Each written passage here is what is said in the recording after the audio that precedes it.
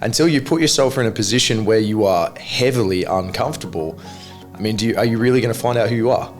And like martial arts does that. Fighting won't have to be the only goal. You can train just because you love it and because of that feeling that you get after training. Like I am partially a product of like how much effort I've put in, but I'm also a product of the people around me that decided to, give me that advice and show me the way and help me with things. Martial arts, it's always a mental barrier. Right.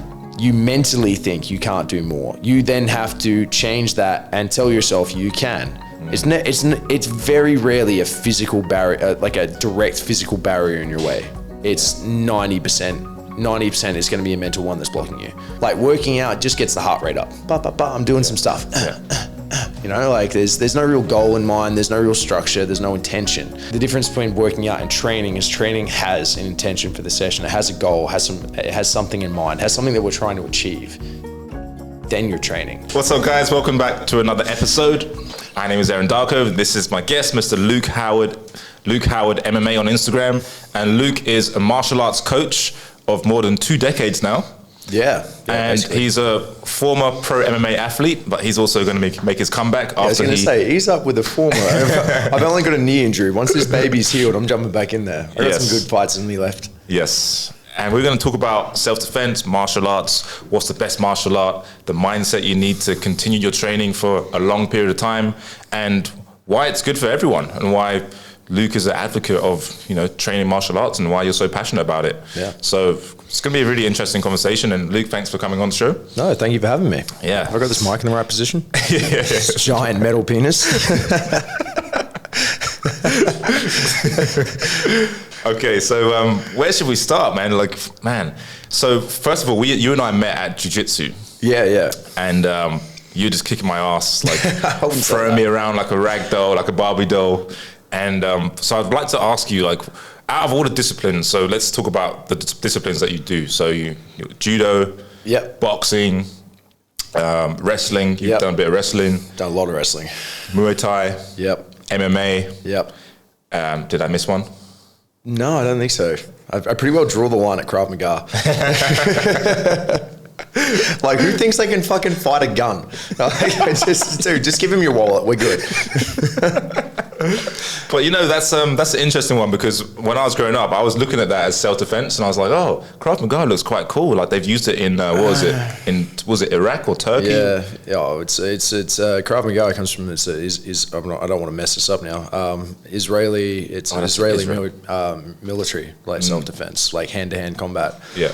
But yeah, I mean, I think the Krav Maga that most people teach now at kind of schools or dojos, it's fairly watered down. And you got to remember that when it comes to self-defense, it's about practical application.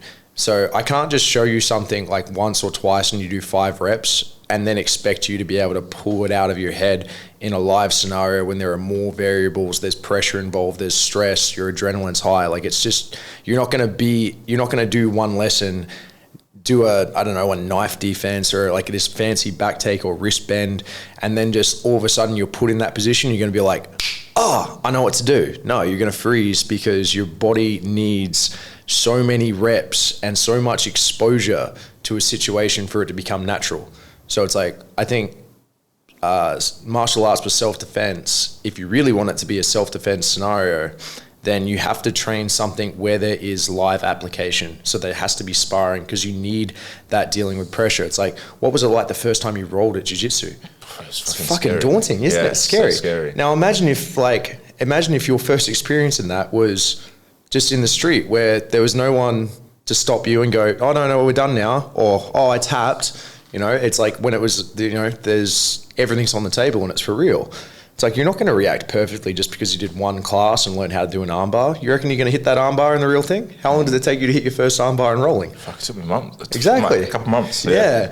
So it's people get into this kind of false sense of security with self-defense classes and self-defense martial arts. They think they can just go to 1 or 2 classes and then all of a sudden they've got the magic bullet to be able to defend themselves.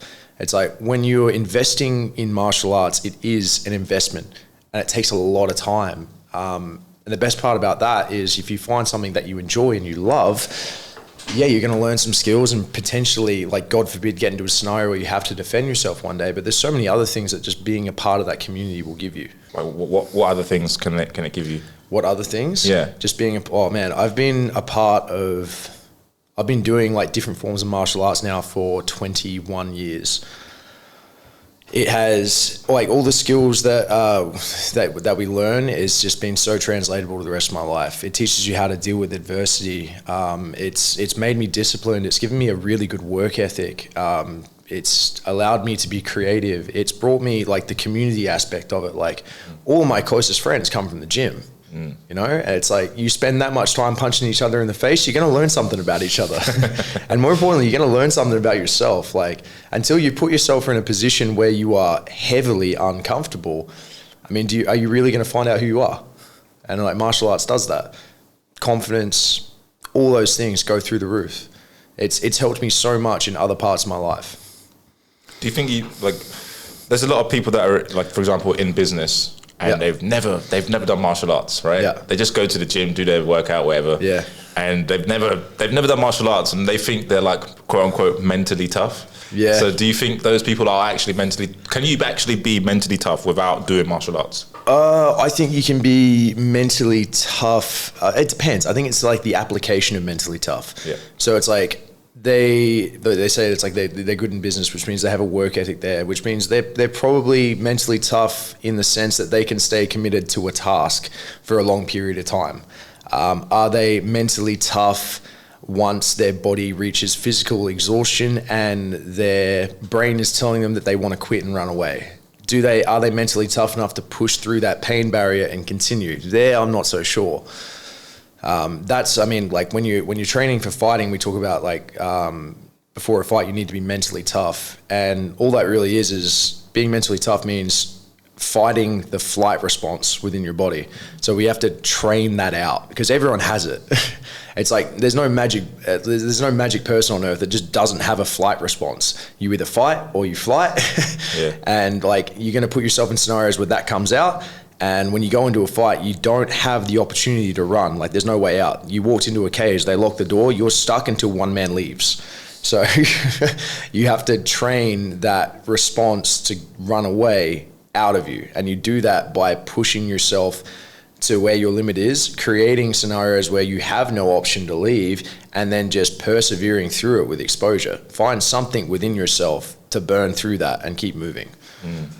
And so with the fighting, like, what do you think about, like, the mindset of people? Like, do you think if people have to experience it, like a real life fight, like where, you know, you go into the cage and then the doors lock behind you? Or man, I don't think everyone has to experience it. I think you can get the same kind of adversity from just sparring. Like, if you're, like, I guess, like, if everyone thinks that when you do martial arts that, like, fighting is the only goal.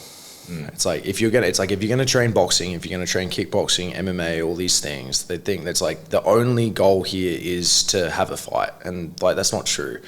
You can train for the love of it and never have a fight. That's okay. It's like, it's quite literally not for everyone. And a lot of people find out as soon as they decide that they're like, oh, I'm gonna have a fight. About 3 or 4 weeks in, they go, yeah, no, this isn't for me. Because the level of commitment that it takes to get to that level it's a lot. Like, training for fights for so many years, there's just so many other parts of my life that I had to put on hold in order to give it the attention and the dedication that it needed. You know, like drinking alcohol, going out for dinners, and, you know, not having to worry about what I'm eating. You know, training 3 times a day, maximizing recovery. You know, it's like, that's the other thing too. You start training 2-3 times a day, it's like, people go, oh yeah, that's only, you know, 3 hours of work, but it's the time that banks onto that if you're going to do it properly, because you can't just train 3 hours a day and expect to do it, you know, every day of the week and have no problems. You got to take care of you got to make sure your sleep's in check. You got to make sure your diet's in check. You got to make sure it's for an hour session, I'm there 20 minutes beforehand doing my prehab, stretching out. For 20 minutes afterwards, I'm sitting on the foam roller, I'm stretching, I'm cooling down properly. Then I'm drinking water. Then I'm getting good food in. Then I'm, like, maybe taking a nap. And then it's just, you spend the rest of the day just preparing for the next session. So like it's a big commitment to kind of get into that space where you're like, oh yeah, I'm gonna fight. Yeah, and it's like it literally consumes your whole life. Yeah, it does. It's like I remember saying it to someone one time when they it was probably the last training camp I was in, and I was explaining to someone new. They're like, oh, like, how often do you train? And I'm like, well, currently you're training, twice a day, sometimes 3 times for a technical session. They're like, oh, so like 3 hours a day. They're like, so what else do you do? And I'm like, well, I teach 1 class a day, so there's an hour of work, and like I might have like a private class, and there's 2 hours of work, and outside of that, we're up to 5 hours, and then I've probably got 3 hours of making sure my body fucking stays alive for the week. So I'm like, it's a full-time job. It's an 8-hour day. They're like, yeah, but you're only training for 3 hours. It's not a lot. And I'm like, no, you don't get it. Like, you don't get it. Like, no, that's okay. They haven't trained twice a day, have they? Yeah, no. I think training twice a day, technically, it doesn't matter who you are. That puts you at athlete status. Yeah. Yeah.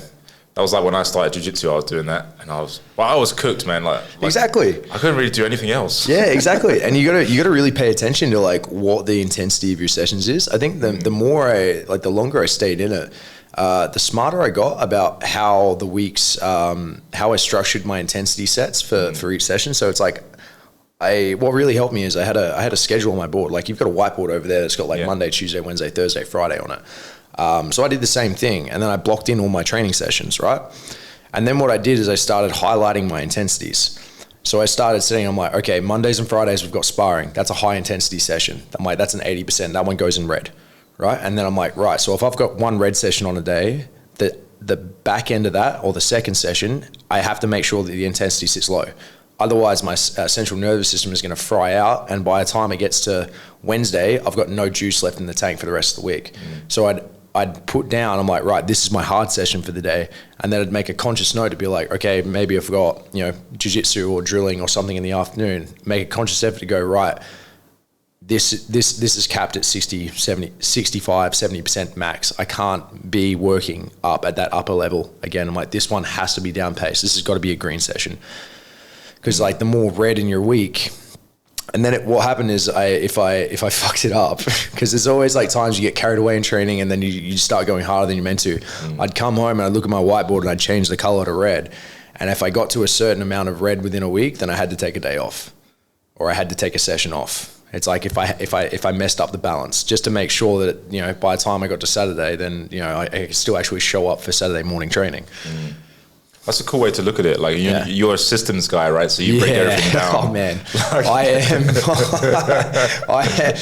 am autistic as all fuck when it comes to systems. Yeah.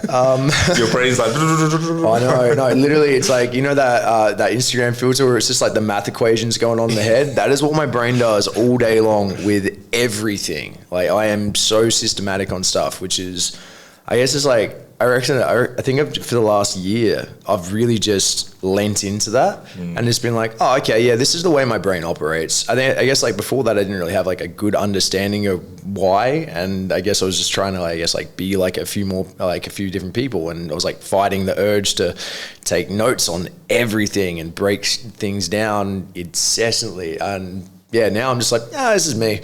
I'm like, I need notes, I need systems, I need to, break things down by dot points in my head. And yeah, my brain does that all day long. It's very tiring.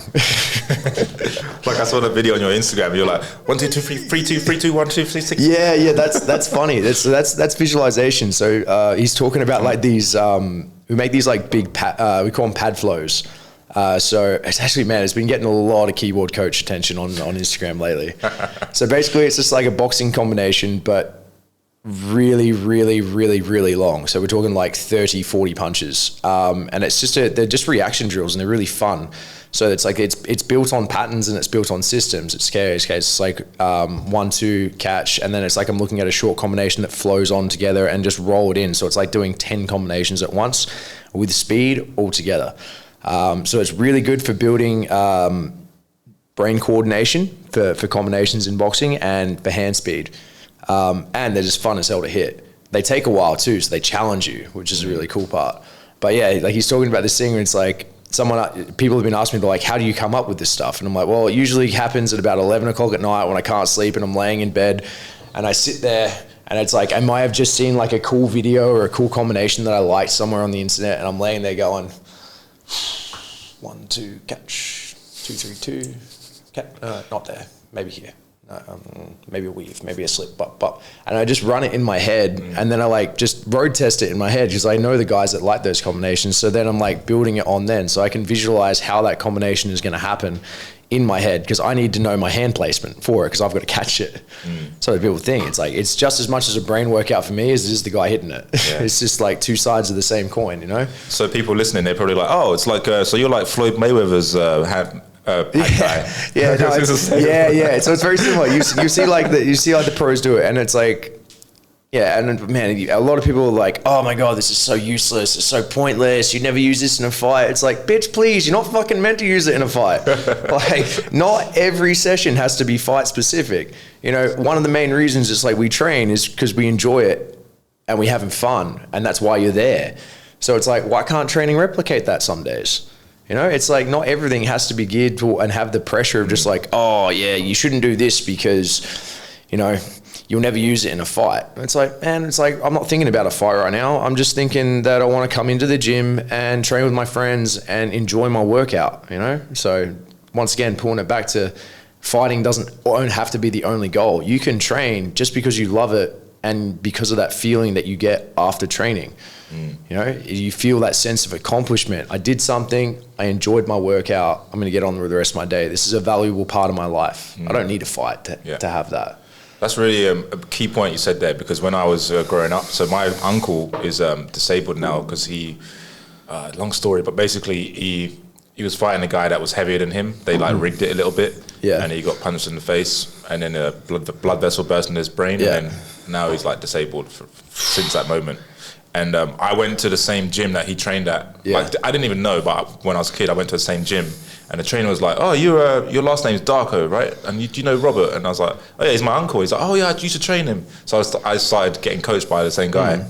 And but his gym was at ABC Boxing Club in England. ABC, right? You know, amateur boxing club. Yeah, you're right. Yeah, I'm definitely going to know what every gym in England is. I've only never been, and there's probably only 1,000 of them. But sure, yeah, ABC Boxing. I love that place. How's Rick doing? Oh yeah. But yeah, so anyway, back to the story. So I'm there, and I remember the guy. I was training there for about a month, and I sparred with this guy. I had 100 fights, and I was in the ring, and he was like, "Oh, hit this guy." I was like, "Oh, that'd be easy." You know, he's got his hand tied behind his back. Yeah, I got both my gloves on. Just hit the guy. It's as easy as that. 3 minutes. I didn't touch him once. Yeah. That happened one day in the gym with Afzal. Yes, yeah. So guys, Afzal is one of my training partners at the gym. He's an amazing boxer. He's had about 120 amateur fights and like 12 pro fights, I think, and he's undefeated pro. I'm not sure what his amateur record is, but he's very skilled. So one day he's just like, oh, Luke, can you help me out with a round of sparring? And I'm like, yeah, no worries. And he's got headgear on and everything. And I'm like, oh shit, all right, I gotta put my headgear on. I'm like, yeah, I gotta prepare for the onslaught that is Afzal. And then I start, and I'm like, man, he's not throwing anything. And he didn't tell me until about halfway through the round that he was only doing a defensive round, which meant that he just wanted me to get in there and throw as many punches as possible and him just work on his defense and use his jab, which there is nothing more demoralizing than going through like 90 seconds of a round being like, I can't fucking hit this guy. I've just been like, I've thrown 85 shots and I've landed one jab. So yeah, it sucks when you can't hit someone. And for you, like, you're a high-level boxer, so... Yeah, he's a higher-level boxer. So I did get a couple good ones in, you know. But to be fair, it's like he wasn't punching back, so it would go definitely differently that way. Yeah, so touching on adding on to what I'm saying, so in that ABC boxing club that I was at, they basically told me, look, if you wanted to keep training here, you need to fight. Like, everyone who's going to be training here from now on, they're going to be fighting. And I was like, fuck, man. Like, I really wanted to continue boxing, but they were literally forcing me to fight. Yeah, no, I don't agree with that. Yeah. I don't agree with that. Why? That's just like a really old school way of, I guess, coaching and teaching. It's just, you know, if you're going to do it, you have to test it. Like, fuck off. Yeah. Man, like, I got heaps of clients that are never going to fight. But I've seen what, in particular, just being a part of martial arts and boxing has given them. And I watch these people grow over weeks. It's like they come in, they're like, I had a client in Sydney, the sweetest, one of the sweetest women I've ever met. And she came to me for sessions because she was really, she was very timid. She's had some altercations and problems with like exes and stuff in the past, and she just wanted to feel more confident. She actually came because she wanted to learn some self-defense. So I explained to her, like, you know, how self-defense kind of works with things. We started with some light stuff, and it's like I could see her really timid by the end of it.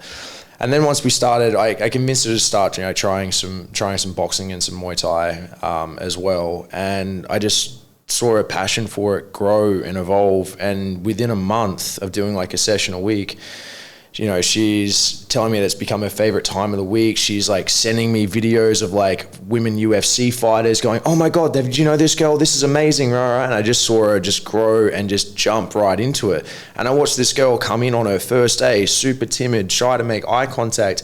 And by the end of, and like in like 2 months time, she's like cracking pads and like hurting my hand. And I'm like, man, it's like, this is a completely different person that walked in here 3 months ago. And it's like, it wasn't me that did this. It was just your exposure to martial arts and what it gives you. So it's like, she doesn't need to fight. She's already got what she needs. You know, it helps everyone become a better person, in my opinion. So now she has a hobby, right? Yeah, now she has a hobby. Yeah. And she's learning how, I mean, if she wanted to, she could fuck someone up. If she wanted to, she could punch a dude or kick him, you know? So is that the why for you of like coaching people? Because you know, you've done it, you're still training, right, for yourself. So for you, what is the payoff that you get from coaching people? Is it that seeing them grow? It's so when I started in judo, it's like I had a coach that gave me a lot of time, like a lot of time. So I had someone that took an interest in my progression, and from quite a young age, from probably about 14, and they were my coach. No, earlier than that, 13, and they were my coach for 5 years until they passed away. And this is a guy that, you know, just even if he wasn't teaching this session, he would show up just to be there to give me pointers. Often what would happen is I had my set training schedule for judo, and it would be like the back end. It's like he would finish work and miss the session, but come down for like the last 15 minutes just to watch me like kind of do randori and spar, just to be there to give me pointers, you know. So it's like he invested so much time within me to see me grow. And then when I came over to like boxing and Muay Thai, like what was that, at 23 or something when I started, I had the complete opposite experience. I almost had no tuition. I remember my first session, right?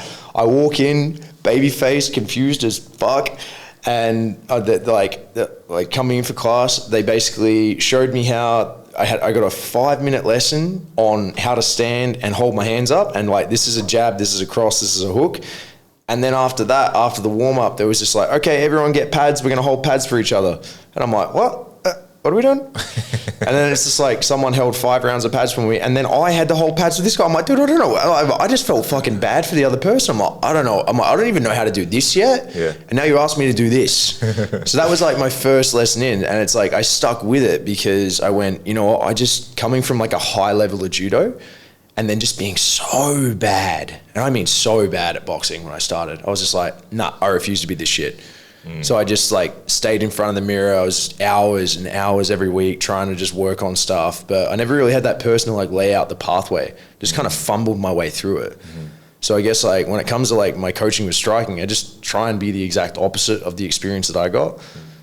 So it's like, I feel like I've found like quite an efficient way to help someone understand like the fundamental principles that'll help them progress and like pick it up quicker. Like remove the confusion from something as complicated as martial arts and be like, all you need to know right now is this. These are the points that are going to help you.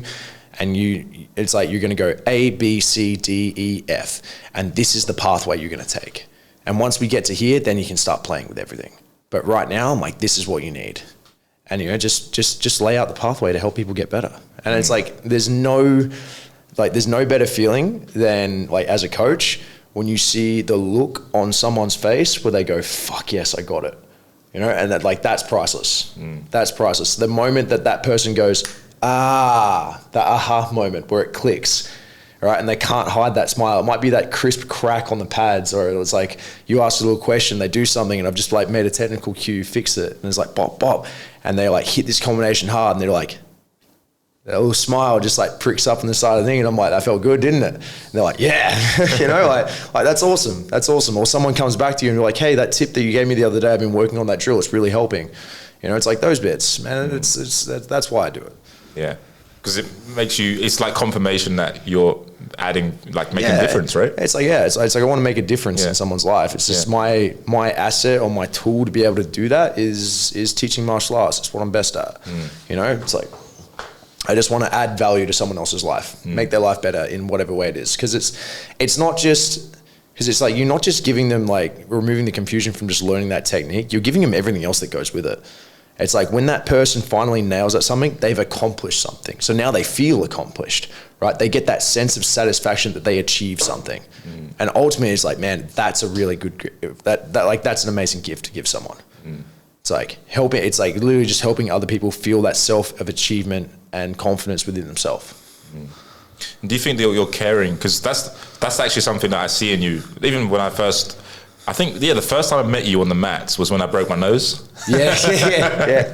And even then, we're drilling and you were like teaching me stuff. I didn't even ask you to like teach me stuff, but you're like showing me stuff that like really helped my game. Like the first time I'm drilling with you. Yeah. And it's just like that caring quality like shines through in everything that you do. And do you think that comes from the relationship you have with your judo coach? Like, because he cared so much about you initially. Yeah, I think so. Yeah. I don't know. Also, it's just like, I've had multiple coaches along the way that gave me a lot. And I look back over the years and think about all the people that have, without payment, without asking, just off their own back, have invested so much time in me.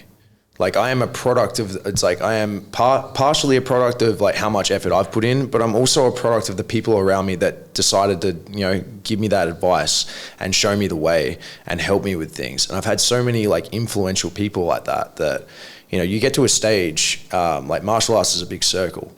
You get to the stage where you acquire enough knowledge that it's time to give back and kind of complete that loop.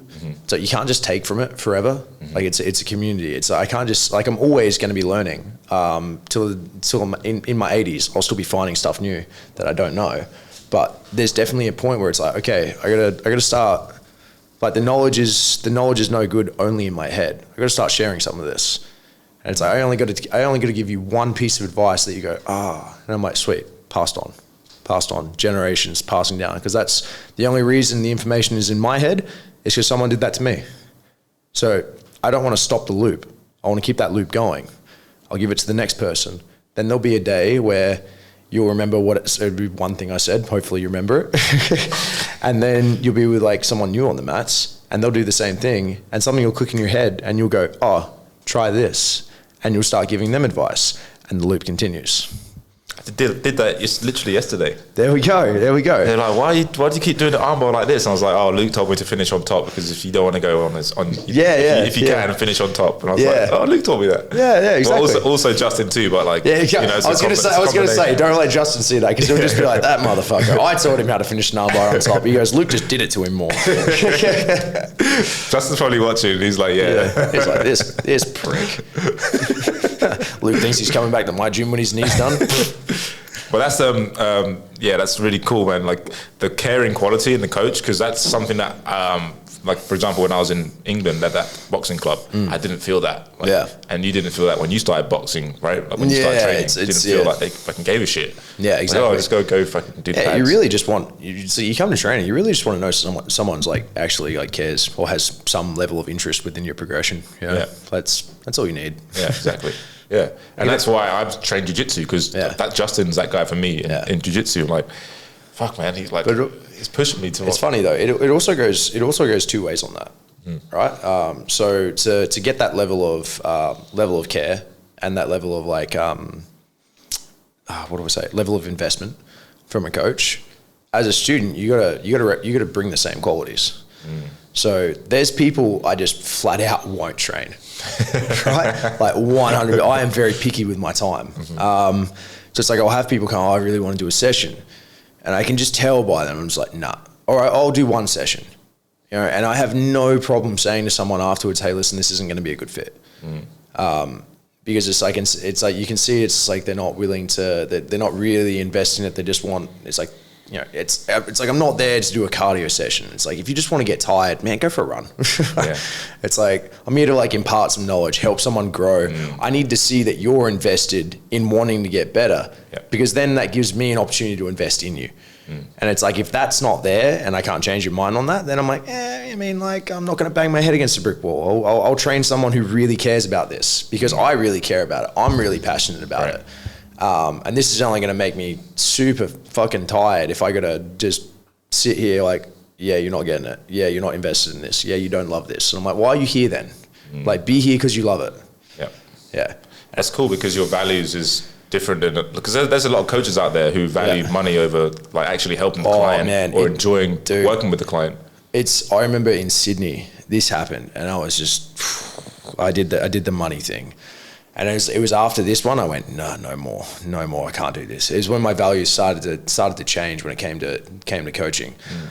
So I was at a party, and it was a lot of investment bankers in Sydney too. So these guys were asking about sessions, and it's like one of the guys, I could tell he was genuinely interested, and I was like, yeah, no worries, I'll be happy to like this. Like sounds like my type of guy. And then his friend wanted to do it too. This guy seemed like a bit of a wanker, right? So they asked for a session, and I think I just gave him, because I was fully booked out. So I gave him that, like, I'm going to give you the price where it's just like I can't do this.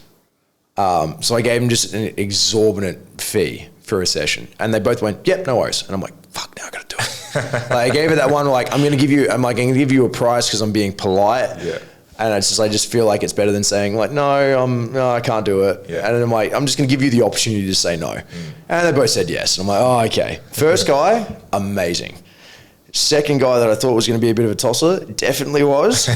Did not gel. I could not find the common ground with this guy because there was no love and passion for martial arts. He just wanted to hit shit as hard as possible. And I'm like, man, I am not a punching bag. That was the hardest. I think I charged him like $300 for the hour, which was way more than I've ever charged anyone. And I was just like, I finished that hour and went, I am never doing that again. Technically, it's the most I've ever made in an hour. But I'm like, not worth my time at all. I'm like, I feel so physically and mentally drained. It was like someone just sucked my soul for an hour. Wow. You know, but yeah, exactly. It's like, but most of the people I work with now, they're so invested within it that it's, man, an hour just flies by. You know, it's just, I'm just there helping someone grow for an hour, and I get to the end of it, and it gives, if I work with the right people, it gives me energy. I'll work with the right people back to back, 8 hours a day, 5 days a week, and never get tired, because I feed off that energy from the other person. If I see you starting to get it, and I see you starting to come alive and starting to, like, we talked about, like that sense of achievement and things starting to click, you know, and it's like, we're there to tackle a goal together. If I can help you get close to where you want to be, then man, I can do that work all day long. Yeah, but they have to want it, right? Like they have to want it. Yeah, they can't just want to like let out their fucking anger. Yeah, well, I mean, there's times there is times where you do need that. Like, it is a good self-release, but then it's like we're both achieving something else there. Yeah, it's like I see the guys when they come in some days, and it's, you know, we've all got shit going on in our life. man, once again, like one of my friends back in Sydney used to do this. He'd come in for a session occasionally and usually be really technical. And there'd always be a time where he'd come in and I could see the look on his face from the start. And I'm like, okay, something's going on. Like something's going on in this man's life. And I'm like, what do you want to do today? And he's like, it's just the usual. And I'm like, okay, yeah. And in my head, I'm clocking it. I'm going, all right, needs to hit some shit hard today.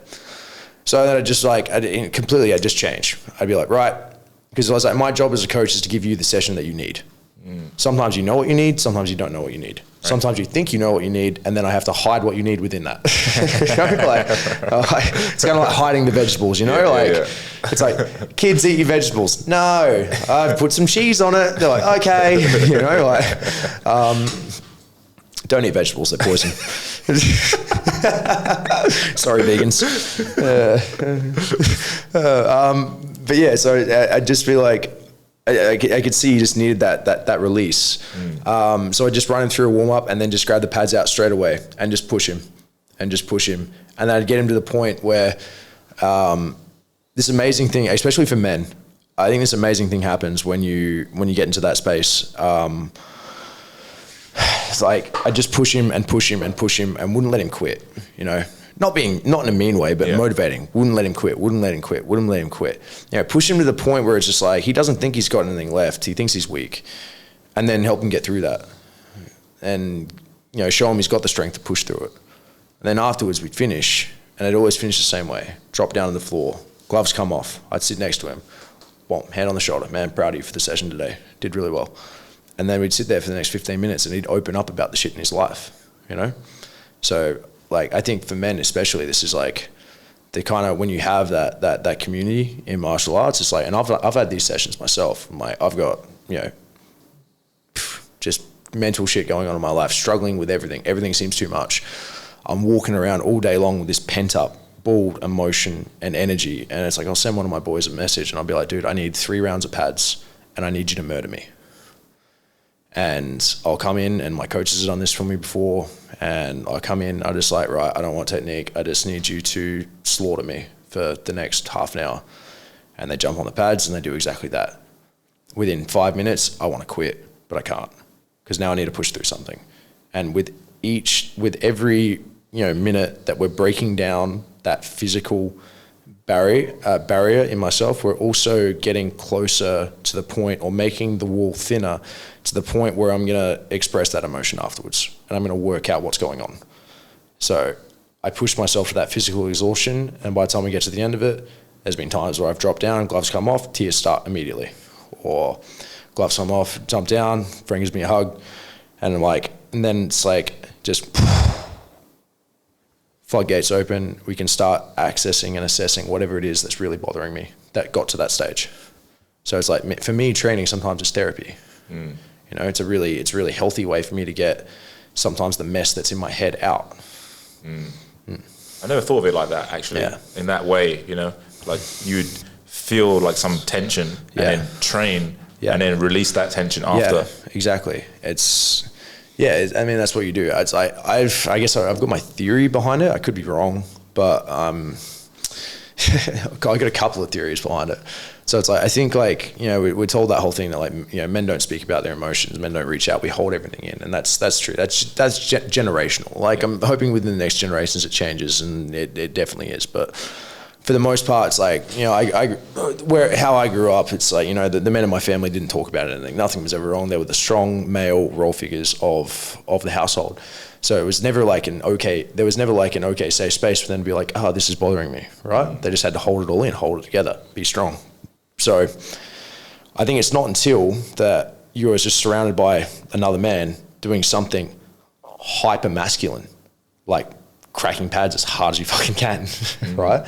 And pushing through that it's like we almost need to go through that physical war of the manliest shit possible to then be like, okay, yeah, I've ticked the box that I'm a man, now I can talk about my shit, Right. And it's like that, or it could just be that you just, that sense of not allowing yourself to talk about it, right, is a mental barrier. So if I make my brain as tight as possible, that barrier is thinner or weaker, so it escapes out. Because I'm pretty, like, I am 100% certain that when you hold all that stuff in, it's just like a dude sitting in a glass box inside of you, just like, oi, fucker, let me out. Like, it doesn't want to be in there. And like, I've learned this now. It's like, I used to walk around and hold everything in and then just explode one day. And I'm like, yeah, right. All those thoughts that I'm like holding onto and not speaking about, it's literally just that like, they don't want to be in here. They got to be expressed somewhere. I just need to find an outlet for that. This is one of my outlets. I do the same thing whenever I'm like, man, I feel like something's bothering me. And I can't work out what it is. I'm like, nah. I know it. I'm starting to get snappy with people. I'm like, I need to make something. I'm not sure what's upsetting me. Something's pissed me off. And there's like some emotion in here. So it's like I have a playlist on my phone called Feel This. And it's a collection of songs that I've just like, whenever I hear a song and I have a strong emotional reaction to it, I put it in there, and it's a weird eclectic mix of shit. But then I'll like put my headphones in and I'll listen to that playlist, and I'll go and hit the bag, or I'll go for a run, or I'll go and shadow box as hard as I can for like 30 minutes. And as it goes on, I get to the end of it and I'm tired. It gives me clarity because I sit down and then I have a moment of slight silence and I'm like, that's what it was. And I find what it is that's been pissing me off. And then now that I've identified it, I can work through it and move on. I give myself that physical release in order to access what's inside, or give myself some clarity, which then provides a direction to move forwards. Wow. So like you're feeling all these different emotions, like negative emotions that you're feeling, like tension and stuff, the anger, or maybe it's like the sadness, whatever it is, right? Yeah. Grief. And then you're processing that literally through taking your body like to the physical exhaustion, basically. It doesn't usually have to be physical exhaustion. Sometimes it can just be like moving. Like I'm pretty sure I started doing it after I read in I'm like, yeah, I read in this book. No, and I could be wrong, but it's like men will process and communicate better by doing something through action. So it's like when you create like physical activity, like men's brains start to process things. It's like with like the whole thing, like men and women are different. And I remember that was one of the key points that I took away, and I'm not going to get the wording right, but it was basically just like, if you're struggling with something and you need to communicate, go for a walk. Right? It's like, put yourself in motion and you'll be able to think about it more clearly. Because men like to, we're action based. We have to do something. We have to fix something. So it's just like when even just something as simple as going for a walk and trying to work through a problem in your head, it's like you do it quicker. So I was just like, all right, cool. That makes sense why I feel better after I hit pads really hard and I've been feeling a bit shit and down beforehand. I'm like, okay, now I'm going to start using this as one of my tools, one of my little martial arts therapy tools for myself to keep myself in check. And that's what I mean. It's like, that's got nothing to do with fighting, but it's a fucking great asset in my life to have. And it's something that, I don't know if I'd be I don't know if I'd be doing it if I started, playing like badminton, like I'm not trying to rag on badminton. It's fun, but I don't know. I'm not sure there's a podcast out there where there are badminton players sitting down saying the same thing. So it's a powerful thing. Yeah, because as you say that, I'm thinking about when I play football, like soccer, for any Americans listening. And Australians. And Australians, yeah. It's soccer. It's actually called football. No, it's not. There's like 4 footballs in the world. Just fucking pick one. We invented football. We can't all have a game called football. You go to America, they're like, hey, they're watching a football. Well, Americans are retarded. They call football. And they play with their hands. Australia's the same. We got AFL. We call that football. Yeah. You carry the ball in your hands and then you just kick it occasionally. It's the fucking dumbest sport on earth. We call it aerial ping pong. It's really what it looks like. Yeah, what a game, eh? I've never played that game, actually. Just don't play it. Right. Don't. I'm the least Australian person on earth because we have like 2 main sports and I've never played any of them. It's like if you grow up in Australia, chances are you play cricket in the summer and footy in the winter, or AFL. Never played either of them. There's no appeal there, is there? Yeah, no, don't hand me a bat. Oh, they hand me a bat, Mike. Can I hit someone with this? Is it a weapon? I got to hit the ball? Why is he throwing it at me? Fucking AFL. Oh, man. No one even watches that in England. Like, it's just... No, why would you? Like, it's Sunday morning. I want to go watch the AFL down the pub. Yeah, no. Only Aussies think like that because obviously it's a national sport. But no, you were saying you're playing football. Oh yeah, it just makes me more angry when I play football. Makes you more angry? Yeah, because it's a team sport, right? So if someone doesn't do their fucking job, I get fucking pissed. Yeah. And I was the captain growing up, so so that I know from experience that playing. That's why I don't play anymore because it just makes me angry. But I guess I got to work through my own shit with that, you know. But with boxing, like whenever I've hit the bag, like it helps me process that anger. Like I'm just every punch is like fucking. Well, it just teaches you. It teaches you to have some confidence and rely within yourself because, like, there's no one really to lean on. Like, it's just you at the end of the day. Like, it's like martial arts. Like, it is and it isn't a solo sport. A lot of people just think it's like it takes when you fight, it takes a team of people. You know, it's like I need training partners. I need coaches. And there's people around me, but it is solo in the sense where it's just like a lot of that motivation and that discipline to get shit done comes from within me. Because if I drop the ball, it's like, say playing a game of soccer. It's like, man, it's like, I roll up game day. I'm like, I'm just not feeling it today. I might just hang back in there. I don't know, outfield. Am I saying that right?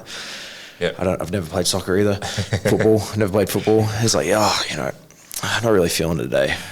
Jimmy's got this. He's going to carry the team for us today. I can't do that when I show up to fight. I just can't walk in. I just can't walk into the cage and just be like, I'm really not feeling this now. Mike, you got this? And just turn back to my coach and expect him to do it for me. Like, nah, it's just you. Yeah. And that's a scary as shit thing to think about. And it's what a lot of people. It's why a lot of people kind of like freeze in that moment when they have their first fight is because the moment you think you're going to prepare for it, you always think you're going to be prepared. You're never prepared.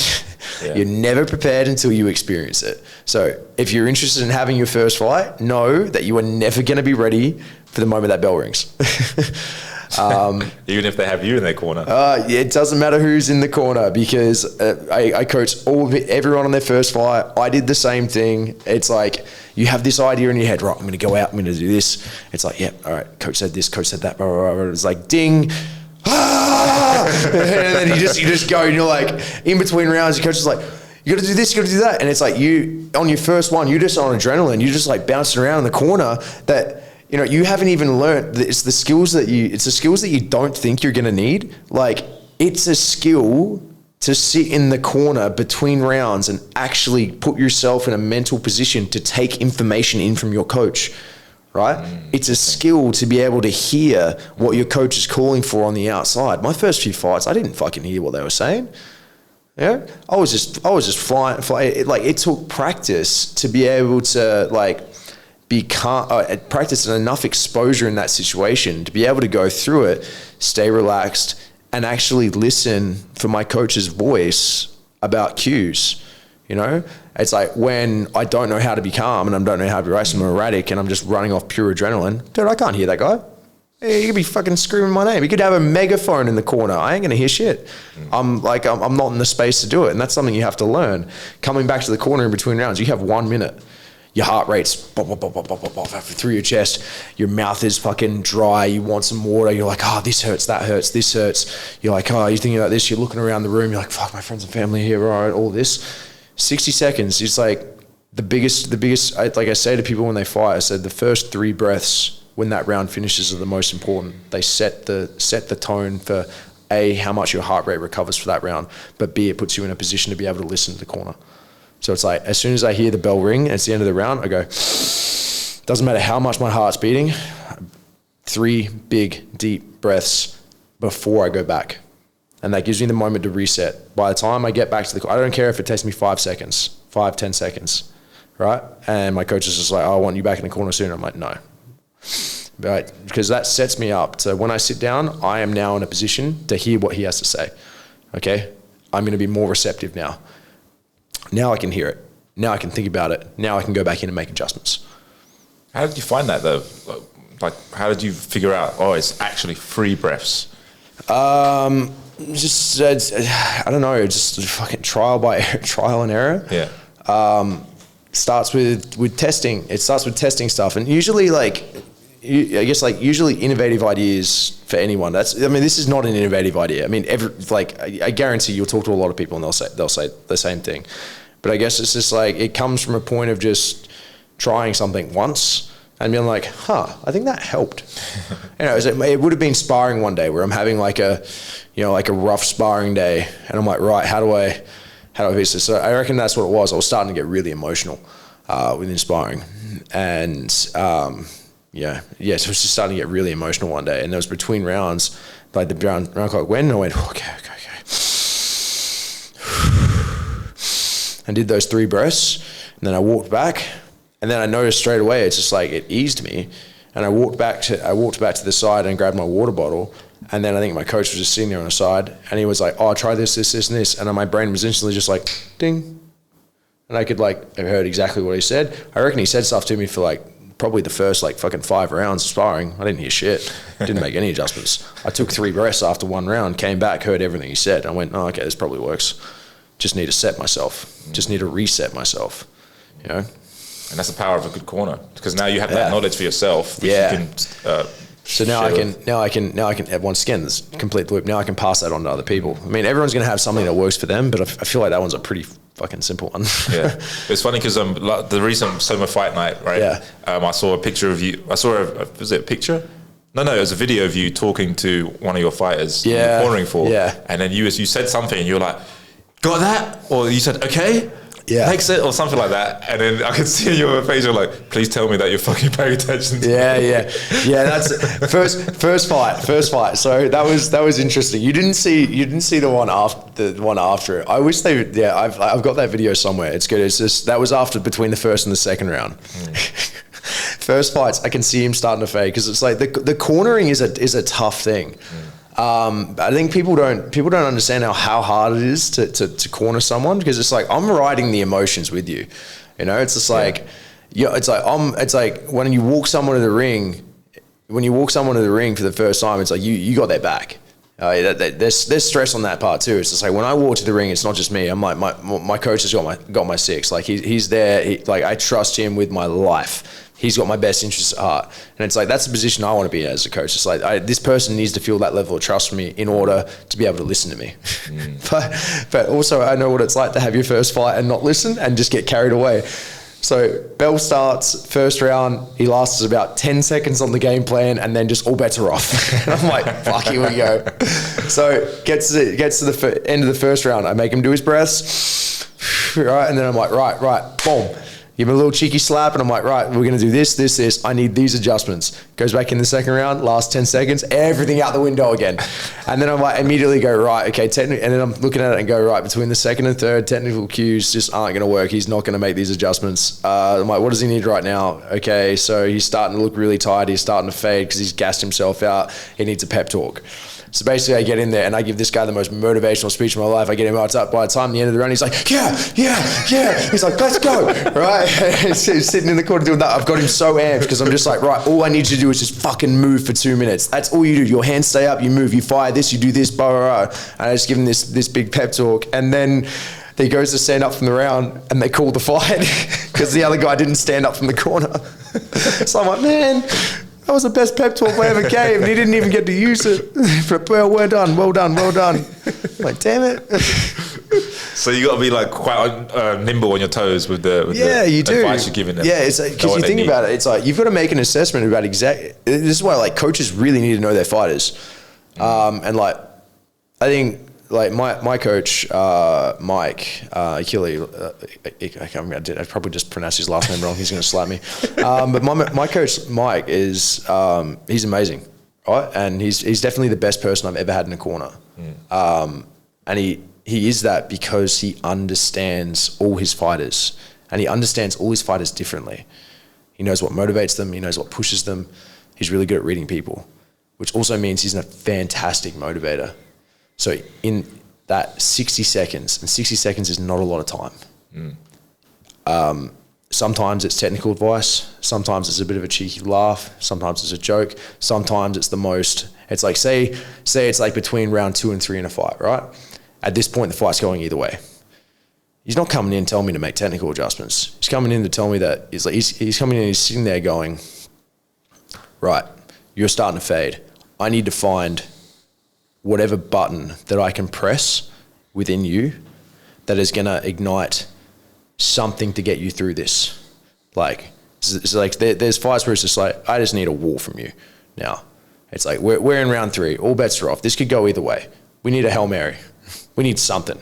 We just need more than what you're doing. There's no technical advice right now that's going to help you. I just need you to fucking do more and push and just be mentally tougher than this guy. So you're going to have to dig down, find some deep, dark ball of shit somewhere in your body and go, right, this is going to be fuel for the fire. This is going to light that. This is going to light that emotion. This is going to light that passion. And I'm just going to go in there for 5 minutes and just blitz it. No quit, no stop, no surrender. Just fucking full steam ahead until this is done. And we'll let the cards lay where they lie. So it's like you got 60 seconds to try and push that button. Yeah. You know, so it's like you really got to know your fighters as a coach. So does that mean that you have to start with the fighter from, let's say, camp, right? So for people listening, they don't know what camp is. Camp is like, what, 8 weeks long? How long is camp? It depends. So usually you would like to have like an 8-week preparation for a fight, but sometimes it's less, sometimes it's more. Yeah. I think more than that, it's like more than that, you'll be in training, because I mean, like if you're fighting, you're training all year round anyway. Yeah. When they mean camp is like, that's like when we start like specifically training towards one fight. Pardon me. So you want to know a fighter from the start of camp, or preferably obviously before that, but if you, worst case scenario, do you want to know them from the start of camp? No, you don't need to know them before at the start of camp. I mean, it depends how good you are at reading people. Right.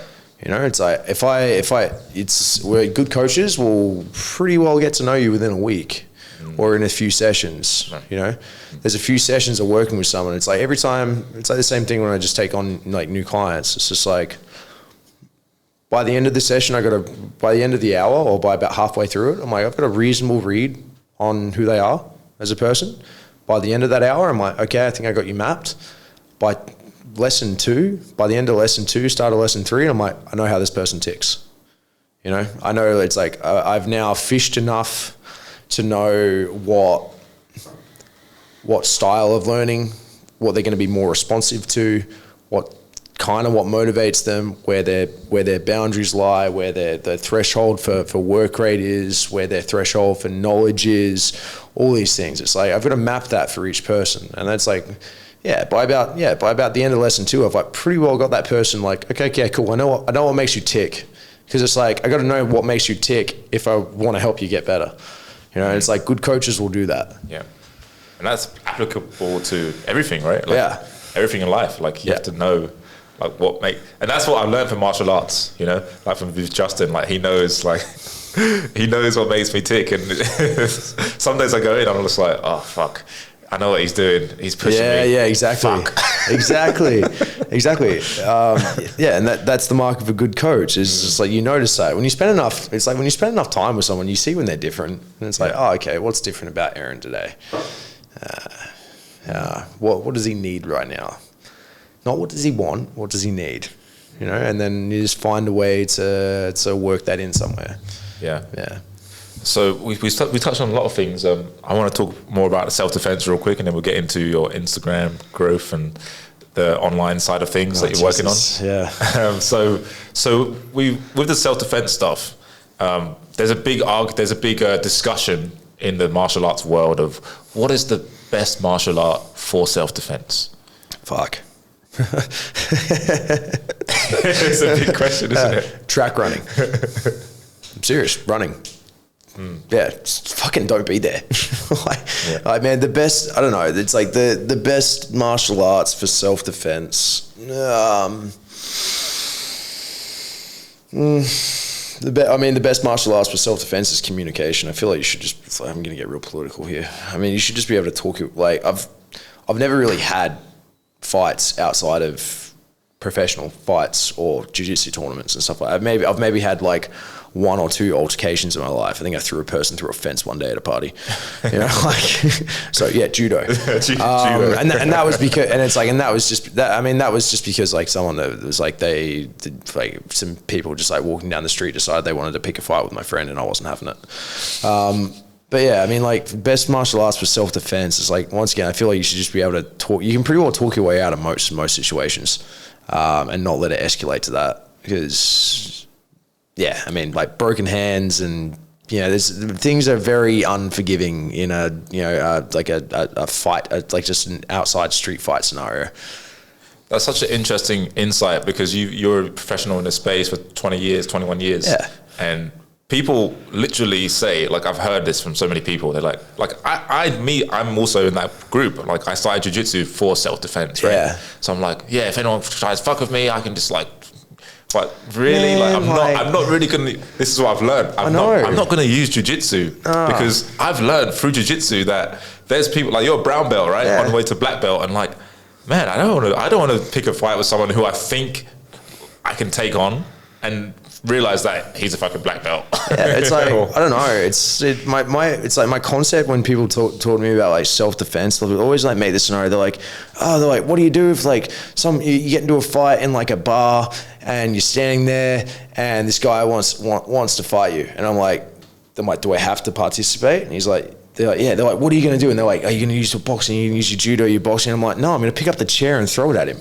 Like, why would I use I'm like, there are fucking 27 bones in my hands and wrists. Why would I use that to try and hit someone without a glove on, with no stability and support? That's why people break knuckles all the time. I'm going to pick up a hard object and like, one, because it keeps more distance. Like, the idea of self-defense is distance management. The more you can manage distance, the safer you will be. Okay, so like with jiu-jitsu, we talk about being completely out of range or completely in range. So it's like the reason jiu-jitsu works as a self-defense thing is it takes the force away from strikes. There is a danger zone, which we call the pocket, which you know from boxing, which is the point where if I extend my arms and I start to swing, this will hit your head. There's maximum momentum and velocity here. All right, so you want to be either all the way out of that or all the way in that, in the like scenario of a clinch, okay? Because if we're holding each other effectively in a little bit of a cuddle, you can't generate as much force to punch me and hurt me, okay? So it's just like, that is why jiu-jitsu is effective as a self-defense, because it closes the distance, puts the fight on the floor, reduces the amount of momentum that punches can come through. Okay, so it's just like, we look at self-defense as just distance management. Being able to stay just further back is pretty well all you need to know. Why would you want to go? It's like, you got to remember, it's like, if you can punch someone, they can punch you. It's not one-way traffic, okay? There are no one-way roads in a street fight, It's just like, if I'm putting myself in a position to punch you, I am also putting myself in a position to be punched. I don't want that. I don't know about you. I don't like being punched. My whole concept of fighting is to take as little damage as possible. I like my brain the way it is, not scrambled. So, I'd say to someone, they're like, oh, what would you do if you got into this scenario? I don't know, what's around me? I'm in a bar. I'll pick up a stool and I'll push them away. I don't know, fuck it. Or like, would you punch them? No, probably, like, if we're here, I'll probably push kick them, because it's a longer range weapon and, my foot doesn't have as many bones in it. There's not as much chance of me injuring myself. Also, it's like, you get into a fight in a bar, it's like, it's just kind of fucking stupid, because it's not like it's like when you go into a professional fight, it's just one dude I got to worry about. I'm like, there's rules. People are like, oh, you're used to fighting. I'm like, man, it's different. It's like, it's so much different. It's more of a sport, and it's a brutal sport, but there's an area. So we have containment, right? There's no obstacles. It's a matted area, so it's relatively safe. Okay, we're wearing gloves, and there's only one dude. There's only one person in front of me. Now let's go to the street or in a bar. Okay, we're in a bar having a fight. There's a table, there's a chair. There are many, many hard, sharp objects for me to crack my head on and run into and get out of the way on and trip over. The floor is very fucking stiff and hard. Like, most people don't. We see this. We had this thing in Australia at one point. They started getting really harsh with penalties on people for this, or they call like it was a one punch rule. I can't think like that. And it was from people, there was people dying just from getting into a street fight and getting hit once, okay? And they didn't get, it's like, so they were getting brain damage or things like this. And it's like, what happens is, like, you hit someone once, right? So people would get king hit. So like blindsided, like big swing come through, boom.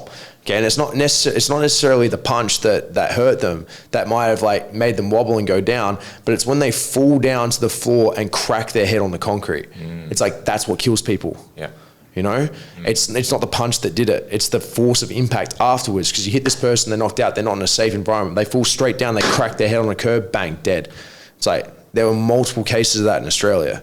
So that's the thing that people don't get. It's like if you're not just playing with a few fucking bruises here. You're potentially playing with fucking life-ending circumstances when you get into these scenarios. So it's no, I'll pass. Yeah, I like life too much. Yeah, exactly, and that you can have a life sentence for that. Like exactly. 8 years. Yeah. Actually, some guy on there. This has happened before too with like guys in martial arts. I've heard stories of this as well. It's like a fighter gets into an altercation where he has to defend himself, does something to the other person. Like I'll take judo for example. Like man, you can fucking kill someone with judo very easily. Really? Yeah. I'll just slam 100%. On the head or whatever. Huh? Slam on their head. Yeah, Jesus Christ. Judo is all about picking a human up and hurling them towards the floor as fast as you can. Yeah.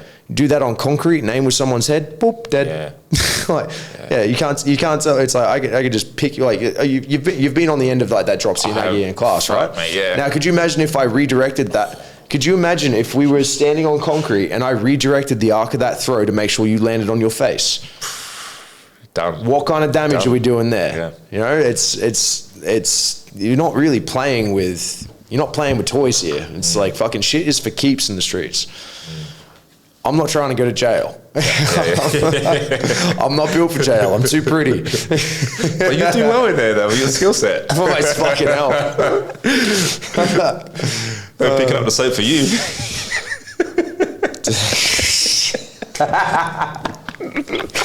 Oh God.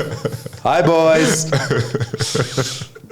Yeah, like the mindset you have with regards to, you know, if let's say you're out with your girlfriend, some guys, this has happened to me before, some guy squeezes her ass. She's like, babe, this guy just fucking touched my ass. What do you do in that situation? I love that you assumed that I had a girlfriend. Single.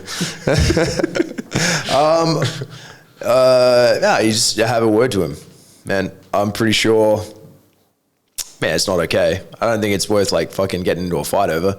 Well, what would you say to the guy? Because she's fucking pissed. She's like, he fucking touched my ass.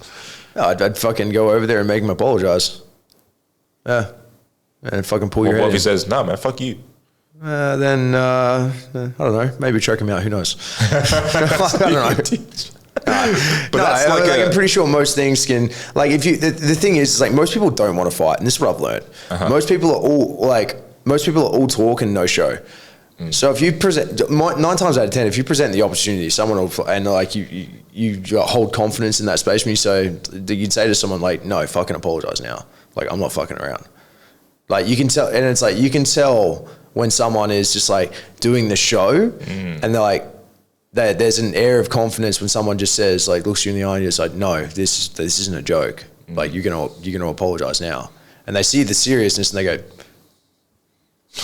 yeah, okay, yeah, all right, I fucked up. Yeah, because it's not there for a big reaction to show. It's like, no, do this or something's gonna happen. I'm not sure what's 9 times out of 10, nothing is ever gonna happen. Yeah, and it helps if you've got cauliflower ears. Like if you've got like big cauliflower ears. Like me and my friends joke about that. We're like, where can we buy some cauliflower ears? And no one fucks with us. Dude, I don't get it, man. Cauliflower ears. I've got one. Mine's tiny though. Yeah, so because I looked after it. I drained it. I'll never understand. I was like, I've been in jiu-jitsu class before, and it's like a white belt gets like kneed in the ear, and he's like, it's swollen up, and he's like, do you think this is gonna? They'll come up to me and they're like, do you think this is gonna swell into a cauliflower? And I'm like, yeah, you're gonna need. I'm like, dude, you need to go and you need to go and get a 2 ml syringe. Like, bring it back here. I'll drain it for you. We're gonna have to say bandage. He's like, no, I want it. And I'm like, what the fuck is wrong with you? They're like, oh yeah, it's like white and blue belt. It's like a sense of achievement to get your first cauliflower ear. It's like, no. I'm like, do you want to look like a fucking set of wing nuts every time you wear a hat now? Like, I don't know about you, but like, this is not a good look.